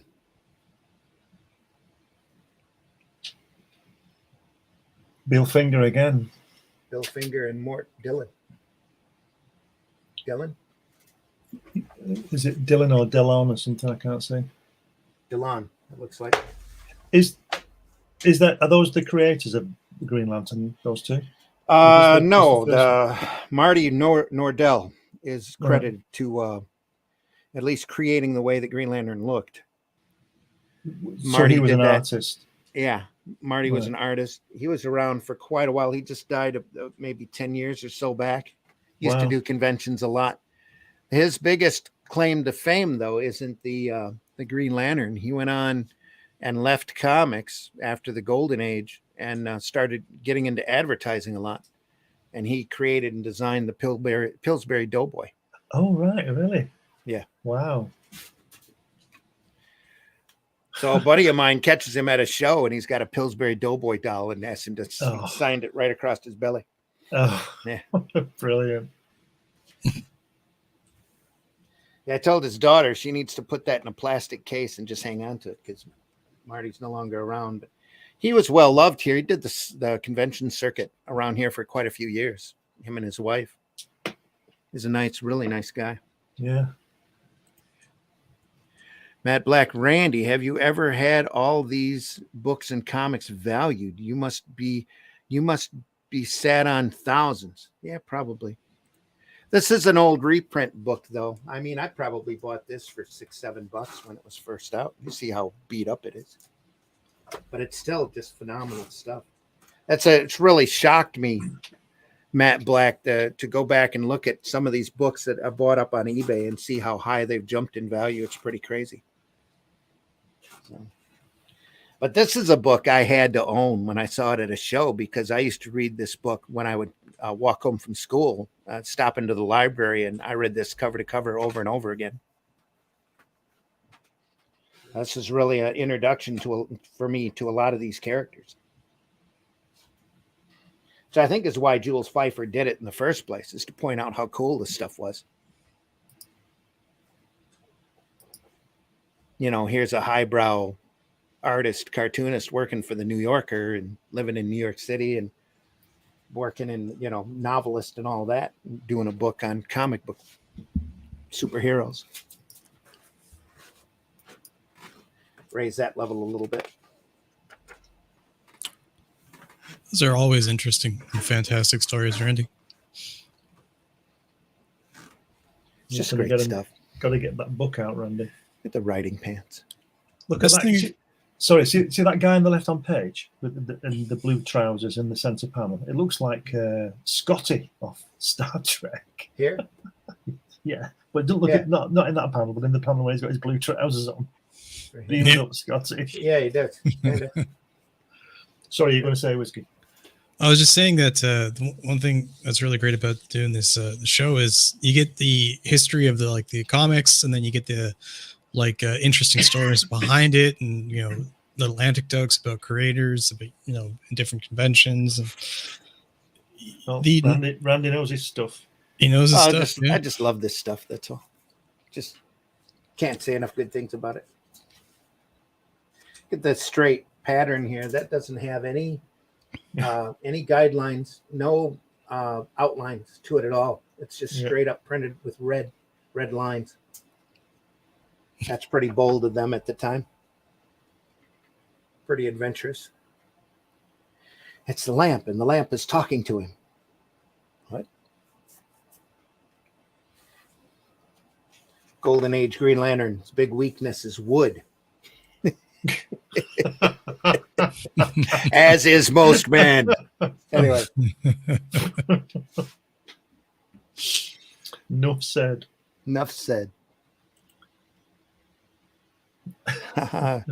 Singing the same thing, Glenn. Says, so the format and style, like collected newspaper strips, was more about keeping it simple, not risking their publishing future. Who was the first to break the paneling mold? Oh, that's a really good question, Jonathan. Thanks for listening, by the way.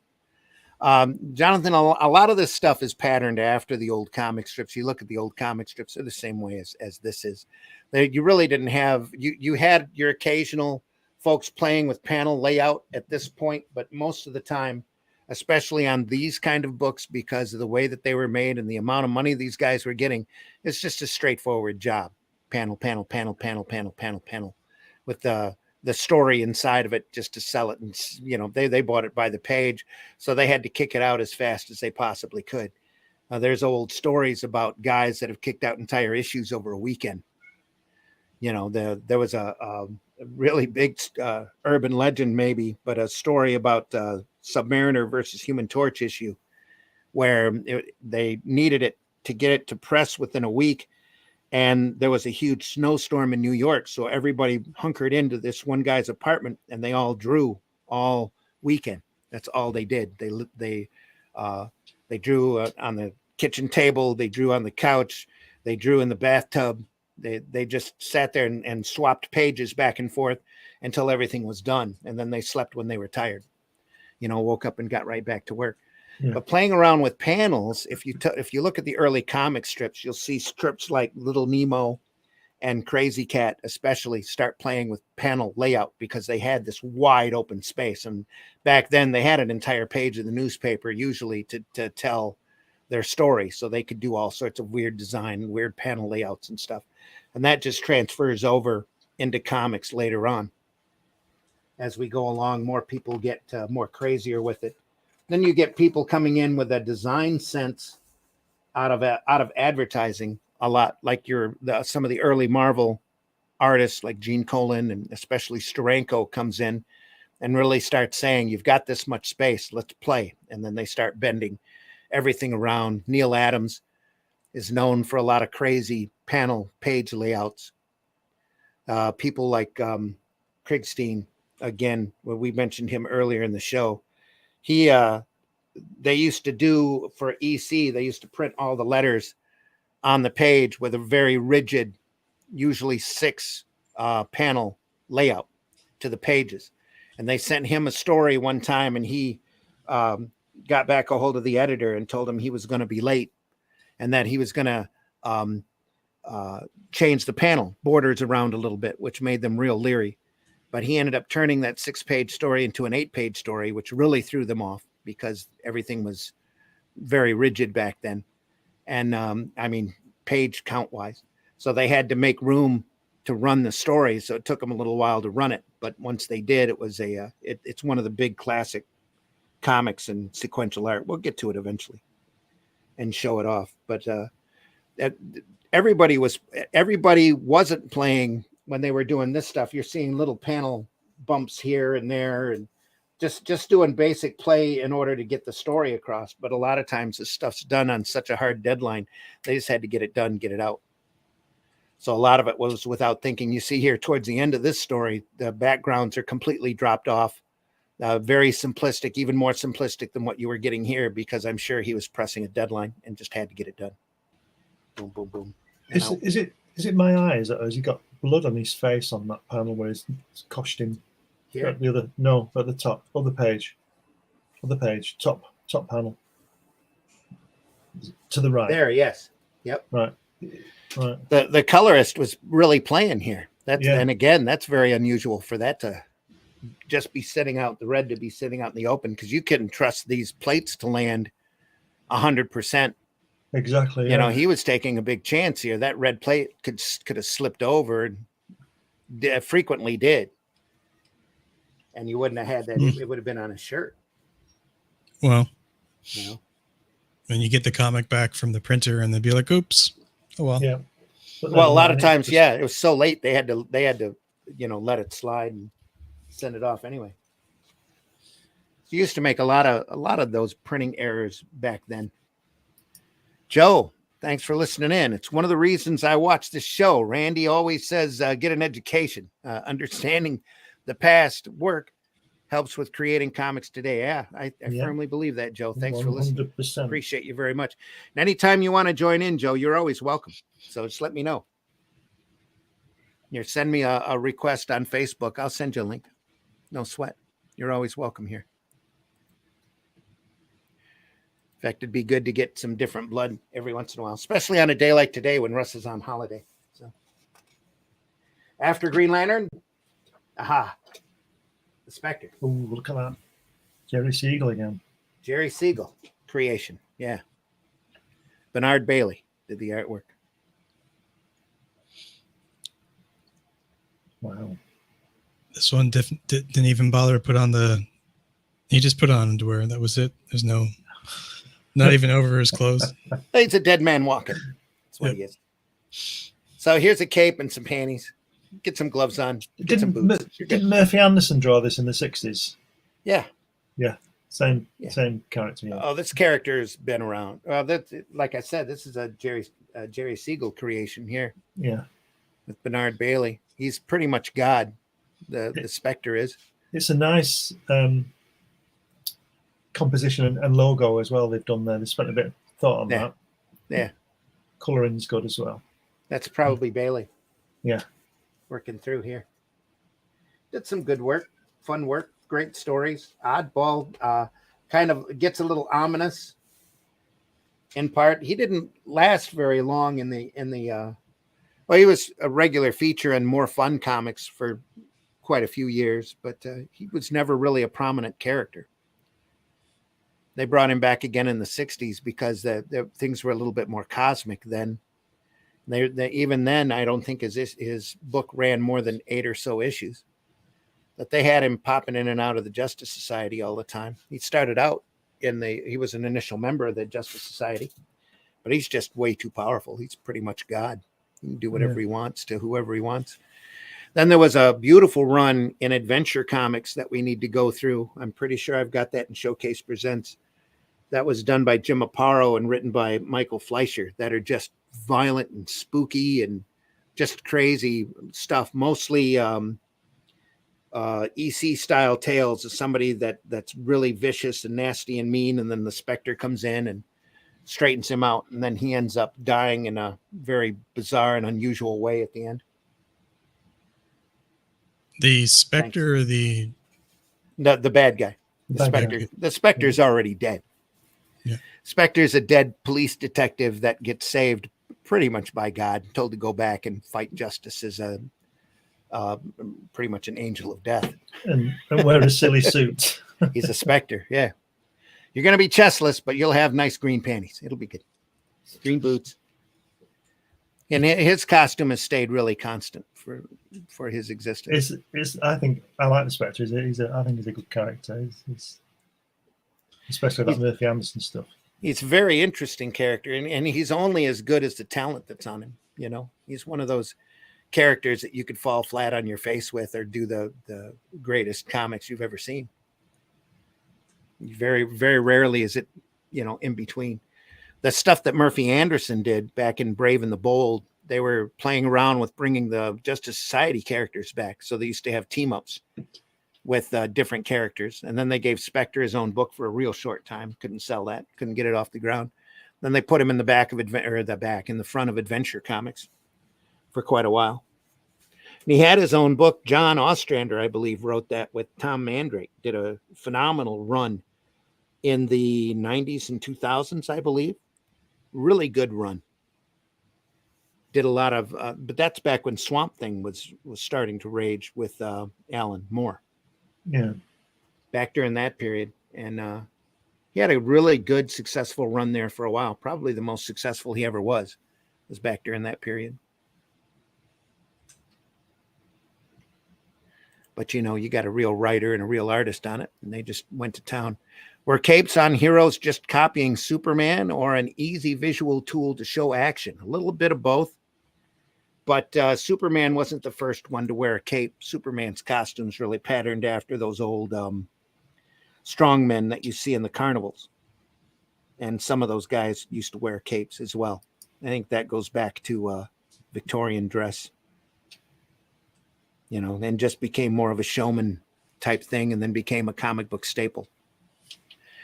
And with Spectre here, he's really a cape and cowl kind of guy. He wraps himself up in the cape. That's when Tom Mandrake gets a hold of him, it really turns into a visual element because obviously his rest of his costume's pretty bland. So they ended up using the cape and cowl in very ingenious ways, almost Spawn-like there for a while.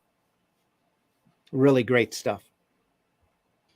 I was just thinking it'd be terrifying being the recipient of being attacked by the Spectre, right? You're a ne'er-do-well, just You're chilling. seeing a ghost. Yeah. Yeah, it's a ghost, but just with nipples. Yeah.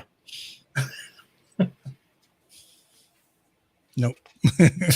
He's like Ghost Rider, though. He's the spirit of vengeance for the Golden Age, Earth 2, BC.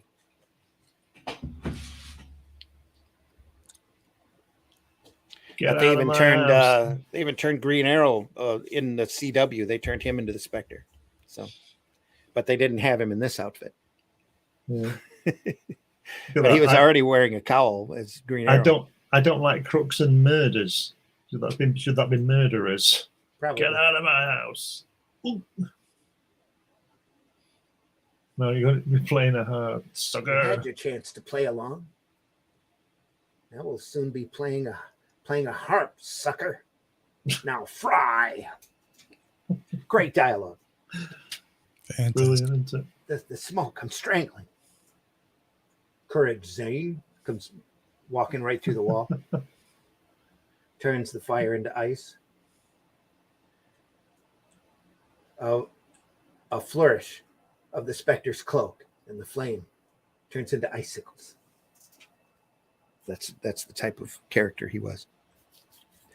I mean, he was after, there was a guy that was a dressmaker in one of the stories in Adventure Comics, and Spectre created a giant pair of scissors and cut him in half.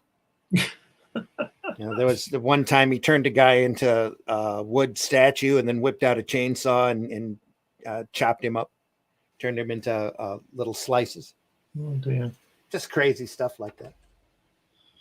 Well, it's the end of you, and just chainsaws you up. I'll get big, puny human. Stomp on your car. Oh, he's a Dr. Manhattan now. He's 60 foot tall. Yeah. He could do anything.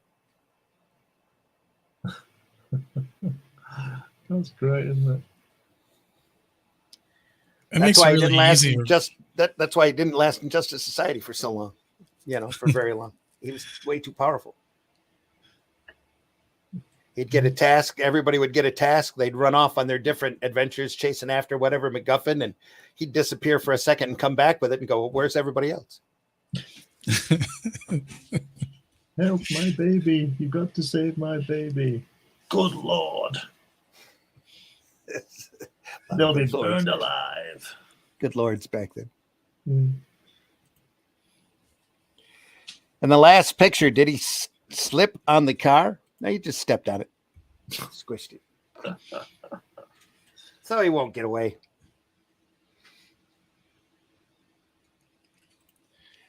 Jonathan goes, why is Dick Tracy throwing a Molotov? Because he can. Let's see. Because he can? Where was he? Back here? Yeah. No, you're in the bottom. Tracy. Oh, yeah, I guess so. Yeah, look at that. He's a bad guy here. Everybody used to dress like that. Yeah. Not Dick Tracy. Look at that weak chin. How can that be Dick Tracy? Dick Tracy's chin comes out to a point. Crazy. Well, maybe not the early Dick Tracy, but good Lord. The roof is giving way. They'll be burned alive. The torch. It's a cone. It's whole different company. Yeah. And this was in a book called More Fun Comics. Yeah. I was talking about the flashlight. Yeah. How it's a cone shape. I just used torch. It's a mighty powerful flashlight there. Spotlight. But he's Spectre, so he can get whatever he wants. Yeah. We're safe. Thank the Lord. They're saved. If it wasn't for that fantastic man. Why? He's disappeared. Just on the other page, just blown him up. He'll never live to prove it. Well, that's the end of him. Thanks to that liquid explosive.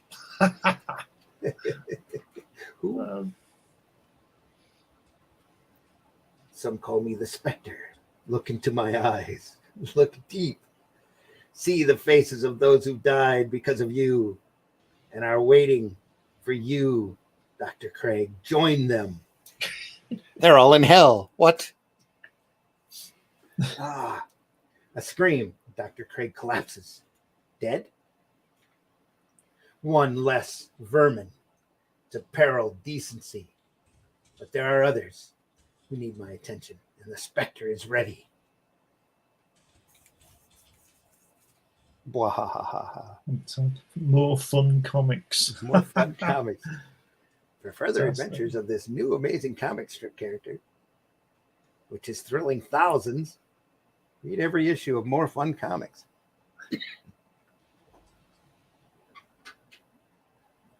Great stuff.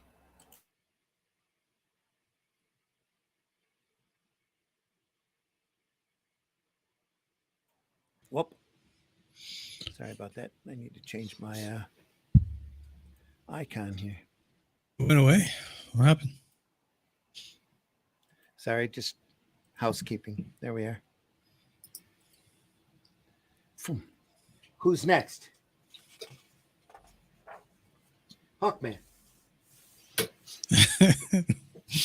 Joe That's Cooper. great. The face. Early. Another adventure of the winged Phantom of the Night, who from time immemorial has fought the cause of justice against the force of evil. The Hawkman fights the evils of the present with the shadows of the past. Do you know what would be really funny if Hawkman, when he takes his hat off, he's got a really big nose. Yeah. Let's have a big nose. No, not really. Wouldn't that be great? A real schnozzle, that'd be fantastic, wouldn't it? Like he had to look like that because his nose was big. Just a beak. It's just a beak.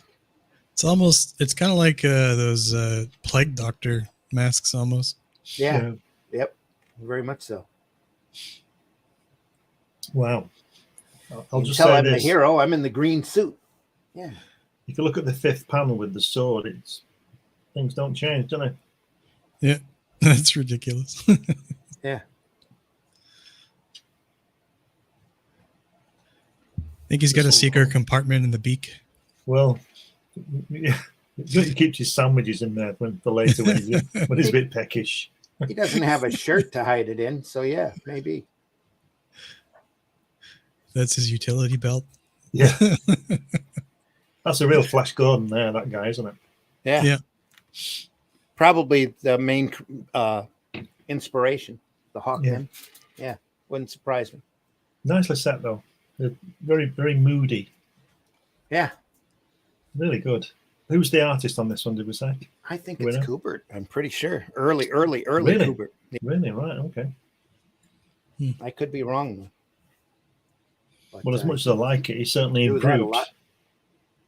Well, everybody gets better. The more you do, the better you get. But he'd be a teenager at this point, Wow. late teens.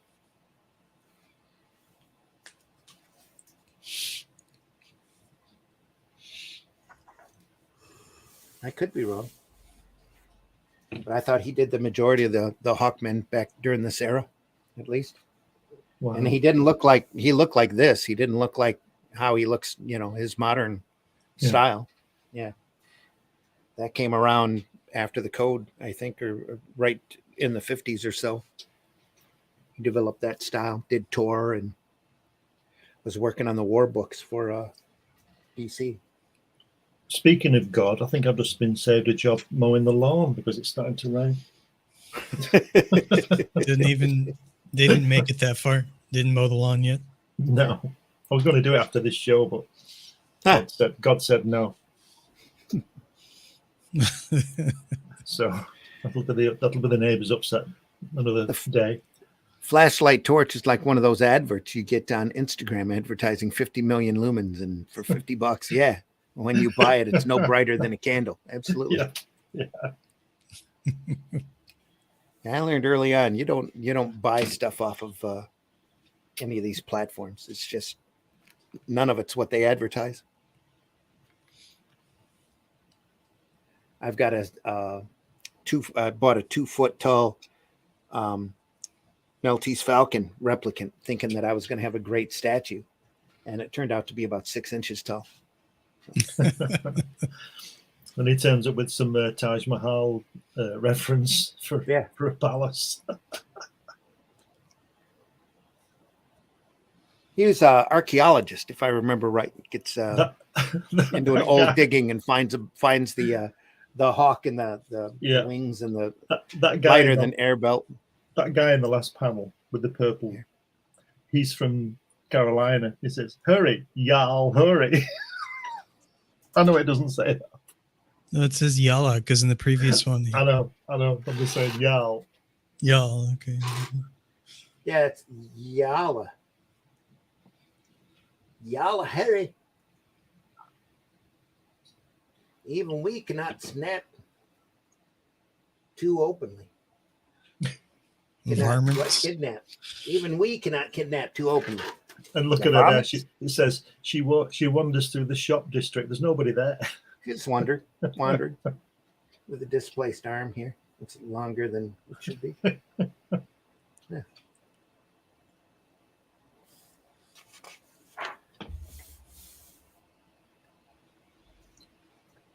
Look at that guy there. That's great, isn't it? Look at that. Look at him. That's Raymond right there. He's That's solid good, isn't Raymond. it? Yeah. Yeah. Fantastic, isn't he? Yeah. I like him. Well, Kubrick said that his big influence were all those early comic strips. So Yeah. Foster and Hogarth. A golden girl to amuse me. Well done. Yeah. She shall become one of my wives.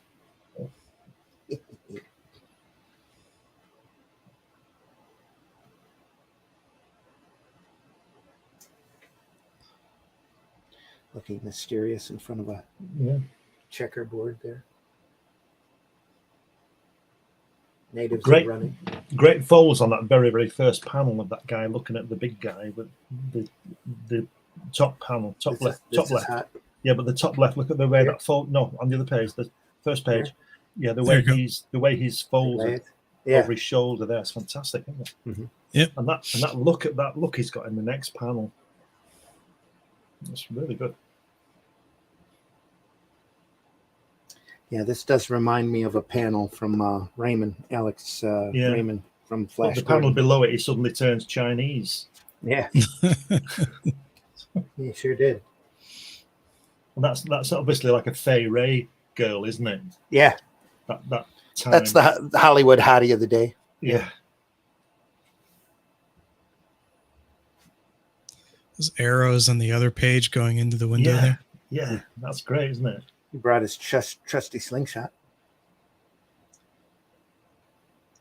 We call that a GAT over here, G-A-T, a GAT. The slingshot? Yeah. Really? Okay. Yeah, we used to have things like that when we were kids, and we used to put conkers in them. A GAT over here was 30 slang for a gun. Right. I've always known like a Tommy gun. Go ahead. I was saying I've always called that a sling, but not a slingshot. Yeah. We used to have sort of plastic things, and with the elastic on them, we used to fire things at people, fire stones at them, and conkers and things like that.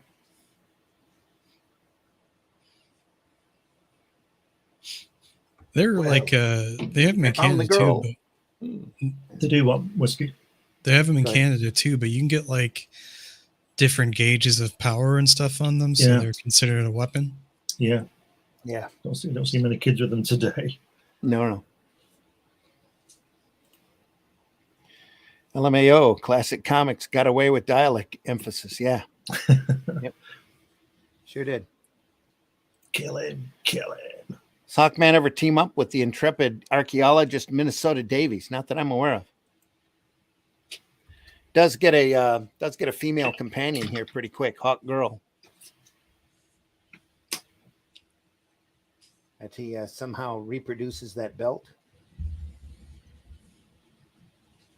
The wings that allow him to fly. Where do his wings go? Or is he always Hawkman? He's always, well, no, he's not always. They're not real wings. They come off of him off of the straps. I see. Well, there appear to be magic of some origin. Yeah. They're ancient Egyptian magic. Yeah. Who's the signature? Is it Kubrick at the end, Randy? The last panel? Oh, no, I can't see. Let me look here. There's a signature there. No, it looks like Shelley. Right. Shilly, Shilly. looks like. Shelley. Right. That might be Sheldon Moldoff. Right. Then Shelley. Yeah. That might be who did the artwork for this. He was working for him during that time. It's the only Shelley from the offices that I'm aware of. So it might have been that. I know Kubert did the majority of that Hawkman material, and it did look like this a lot when he first started. It signed Shelley though, so yeah, probably Sheldon Moldoff. So who's next? Here's a Peterson Wonder Woman. Yeah, it says that Sheldon was one of the first artists on Hawkman. Okay. Created by Gardner Fox and Dennis Neville. And Okay. he died 10 years ago, age 91. Yeah. There you go. Yeah. Oh, Wonder Woman. Joe's favorite. Peters and Moulton here. Could do almost an entire, in fact, we will eventually, because I've got the early archive books of the Peters and Moulton days of Wonder Woman. This is a very tame story compared to what was done, but it's very true, very much a Wonder Woman story in Peters' style here. Wonder Woman gets captured and loses her powers when her manacles are shackled together. Loses her strength. Very Art Deco style. Peters was hand-picked by Moulton. Moulton had complete control over the character while he was alive. Look at that Mussolini. Wrote his own, contract. And in that contract, from what I understand, if DC ever stops printing the Wonder Woman book for over a year, the rights revert back to his estate. Right. Who's the ghost guy whispering in his ear? Yeah. The ghost, probably Ares. Ares. Trying to cause trouble. Yeah. This guy here. That's a ghost. He's a god. That's his astral projection. Yeah. Look at that Like he's Mussolini. possessing somebody here. Yeah. What a thing to draw. Very cartoony. Look at that. Yeah. Them lips. Crazy. Frogman. The way he's standing there with his head back like Mussolini did, didn't he? He's very arrogant man. This is great. Mars is calling you, my lord. Mars? Oh, give me that radio phone.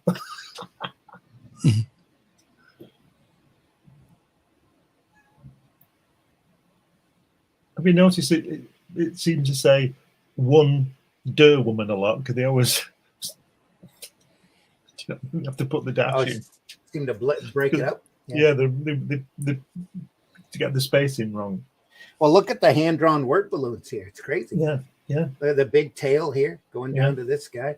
It's all just, curve. It's not the balloon that you see today. Very much its own style. And well, Peters had his own individual style anyway. Everybody tried to draw like him when they were doing Wonder Woman, but nobody really achieved it. You could always tell his stuff from everybody else's. And he was in his 50s or 60s, I think, when he did this material. Was he? Really? Yeah. Well, I like the guy with the monocle kissing the lady's hand. Looks like is it Margaret Dumont in the Marx Brothers films? Could be, yeah. That's about it's about when they were raging. Yeah. Yeah. Of course, that could be the ideal beauty of the day too. So yeah, I'll tell you what I'm impressed with in these 2 pages.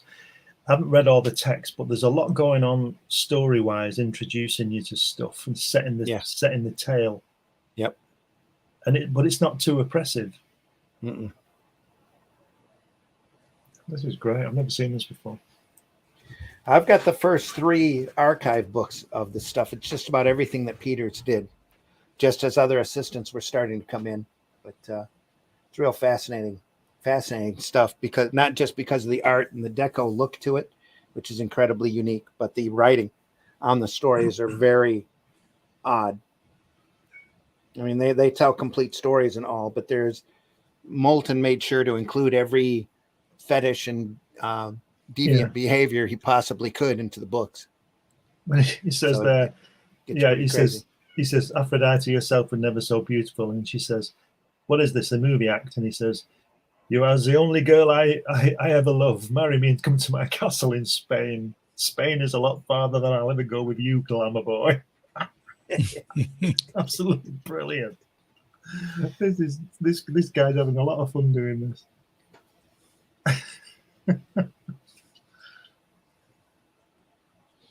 Well, like I said, we could devote episodes to Wonder Woman and Moulton and his ways, his craziness. Yeah. The elephant and the fists in the middle panel on the left. Yeah. The left column. It was just brilliant. Ah. I cannot feel Zoe's love taps. Look at that. Look at the size of him when he's won. Yeah. Being bombarded by his underarm order right there. Yeah, and like you said about that, look at that the panel stroke, to get it next to his arm. It's as big as his arm. The leader. I can't remember what the word is, but you understand what I mean? We're almost 2 hours in. We got to come back to this one. You know that? That's incredible. How crazy. There's so much to look at and talk I thought about. I thought I'd have to find other stuff. I thought we'd buzz through this book. I'm such a poor judge of our conversational deviations, I guess. Our ramblings. Yeah, our ramblings. That's crazy. I thought we'd have gone straight through this book. Hey, Benny, it's Aries. Did you get that thing I sent you? Yeah. Late 40 to mid 50s for Peter's artwork. Yeah. Oh, really? He wasn't that young. He was older than that. He didn't last long after he ended up dying at the board. Peters did. And he was older than that, Joe, I'm pretty sure. Oh, he's one of the oldest artists that they had doing comics at the time. There's only, I think, there's 3 more stories after this. Maybe we'll come back to it and we'll mix it with some other Golden Age stuff. So, absolutely.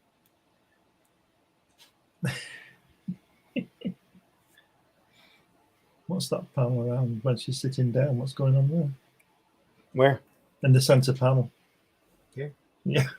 It's an under the table upskirt shot. Yeah. This is a pleasure. My kiss will electrify you, everyone. It's fantastic, isn't it?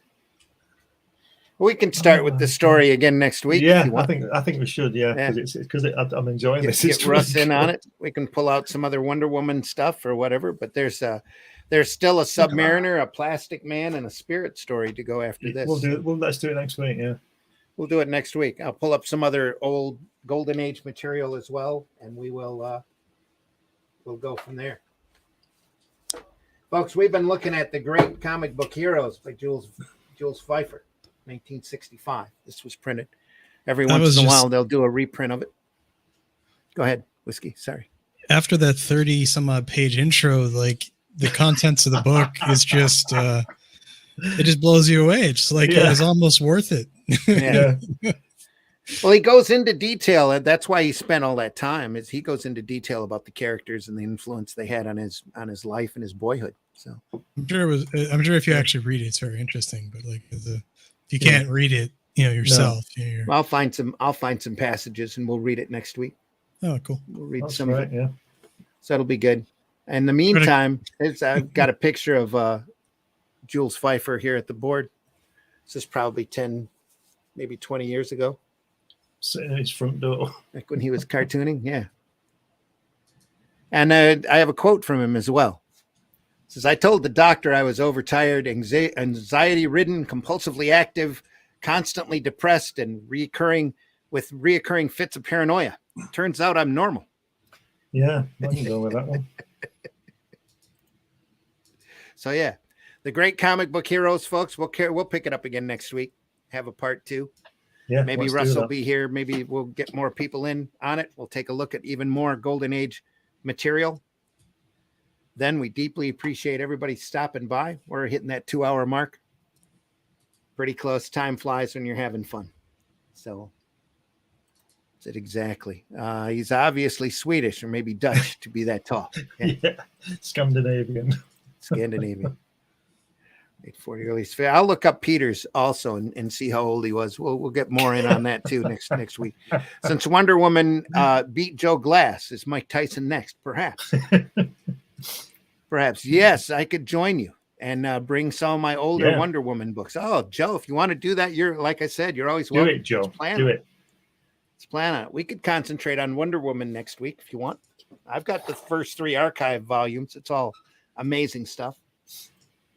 So yeah, let's do that. We'll do Wonder Woman next week, and we'll list you as a guest, Joe. You're more than welcome to be here. Love to have you on. All right, folks. The more the merrier. Great comic book heroes. Thanks for watching Sunday Funnies. Whiskey, tell folks where they can find you.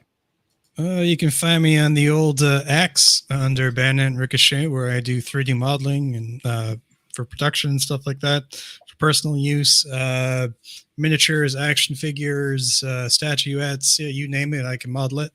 And I'm also working on my own comic here called, there's a sneak preview of it.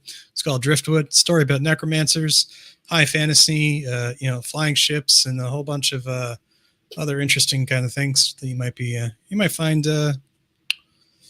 entertaining. And that's it. I was muted the whole time. Sorry about that. Glenn, tell folks how they can find you. You can find me on these podcasts with Randy on Friday and Sundays. You can find me all my work on Amazon. I have a magazine called Comics Limited that number 13 is currently on Amazon now. You can find me at New Haven Publishing.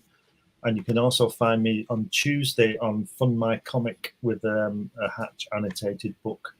Hatch is a cartoon character of mine, and you can just put my name in Google and you'll find a lot of things there for you to find. I'm also on Facebook and all those other things, so I'm quite easy to get hold of. And if you, like I say, go to New Haven Publishing or Amazon for all my books and comics and magazines. Need to load up the trailer here for us to run for Hatch. So yeah, folks. I've been your host, Randy Zimmerman. Let me switch the camera here. Randy Zimmerman. You can find me over at aerocomics.store or at the Fund My Comic under the Out of Obscurity anthology that's currently for sale. Please ignore the crap back there. It's all junk. That's why I normally put up the it's the TARDIS. I just didn't put it up there. Yeah, a lot of Aladdin's cave. It's a retarded, I was going to say. But anyway,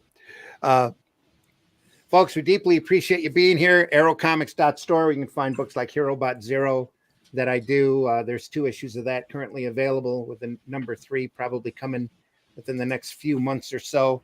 Calico Shard, fantasy book with artwork by C. Michael Lanning, and Paragon, as well as a number of other books as well. Go over there and take a look, aerocomics.store. In the meantime, Friday morning, 5 a.m., here on the Indie Comics Network and Comic Book Black Belt and the Randy Zim YouTube channel, we do another show called Comics by Night, where we look at sequential art very much like this from classic sequential art masters that we admire, and talk about their work and dissect it as much as possible. And the conversation goes about the same as it does here, all over the place. So deeply appreciate you being there. If you enjoyed this broadcast, make sure you tell your friends. We're always archived over at the Indie Comics Network on YouTube, indiecomicsnetwork.com. You can see us there. We're always over there for your listening pleasure. And is there anything else? You can probably find me next over at fundmycomic.com with another campaign here within the next few months. The Fool campaign just finished up. I'm not even sure if it's still posted over there, but we are fulfilling that campaign now. I think I saw it yesterday. Yeah, it could still be there for a few more days until once it's all fulfilled, we're just going to take it off and take it from there. There's the Out of Obscurity anthology. I'm working on that right now, material for that. It's a group of short stories, self-contained short stories using public domain characters like Solomon Kane and Korak and the Bronze Terror and a few others. that and it's all hosted and narrated by my little cartoon monkey Spank. So be a fun super old guy is there. Guy. There's the Puritan, which is Solomon Kane. The Tower of Time Forgot. The Clock is there, one of the first pulp characters to turn into superheroes. There's my monkey as a Golden Age Daredevil. Because we made our publishing goal, I've promised another story that I'm doing myself that features the Golden Age Daredevil and Silver Streak. So it's an idea for a story I've had for a long time, and I get to flesh that out next. There's the Fool. The cover for the Fool as well. That's over at fundmycomic.com for only a limited time. So it'll be gone soon. We've got copies in hand. We're fulfilling as we speak. So I think I have 2 more drawings I need to do for that as well for the artist here on that. Folks, deeply appreciate you being here. Make sure you check out Indie Comics Network for our other great programming. We'll see you soon, Friday morning at 5 a.m. for Comics by Night. What are we doing? We're not doing anything. We don't No, know we're yet. leaving. Not sure yet. We're going home. You mentioned you had a Frank Bellamy book. Well, probably we do Crime Does yeah. Not Pay, or I've got a, We'll do a that. Frank Bellamy book, or Yeah, what was the other one? We had like a Figure vote something. recently about Yeah, the we did. historical. We Let's showed do Tarzan the book off. I still have the Judas coin from yeah. Walt Let's do that Simonson one. to look Yeah. at, or the Heart of the Storm in the City Oh, by the great Will Eisner. Oh no! Well, that's all upcoming. If we don't do it this week, we'll do it the next couple of weeks. Folks, deeply appreciate you being here again. Thanks a lot for listening in. Thanks to the chat for being there and being there live. Joe, look forward to having you on next week. And everybody else, take care. Have a great week.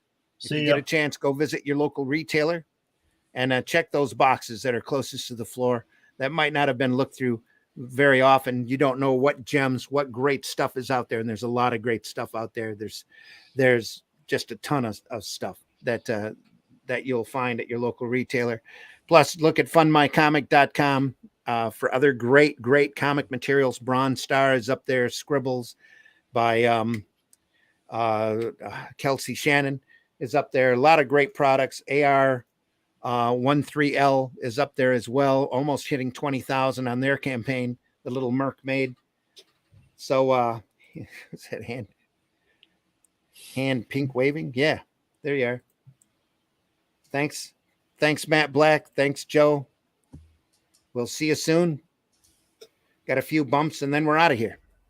So See you take later. care, everybody. Thanks a lot for watching. Appreciate you. See you soon. Have a question or comment for us to address on the show? Have a topic you want us to talk about? Email us at indiecomicsnetwork@gmail.com. Want your comics to arrive in pristine condition? Head over to GeminiComicSupply.com and save 10% on your next Gemini mailer order or anything in the Gemini Comic Supply store. Use coupon code RAGIN10. That's RAGIN 10. The views and opinions expressed within the video content found on the Indie Comics Network are those of the speakers and do not necessarily reflect the views or positions of the Indie Comics Network or its sponsors. I'm going to go through and recut that one of these days. I keep meaning to do it. Folks, take care. See you again. Look, everybody's entitled to be an idiot. How can you close me up? On what ground? I'm shocked to find that gambling is going on in here. You're winning, sir. Oh, thank you very much. Everybody out at once.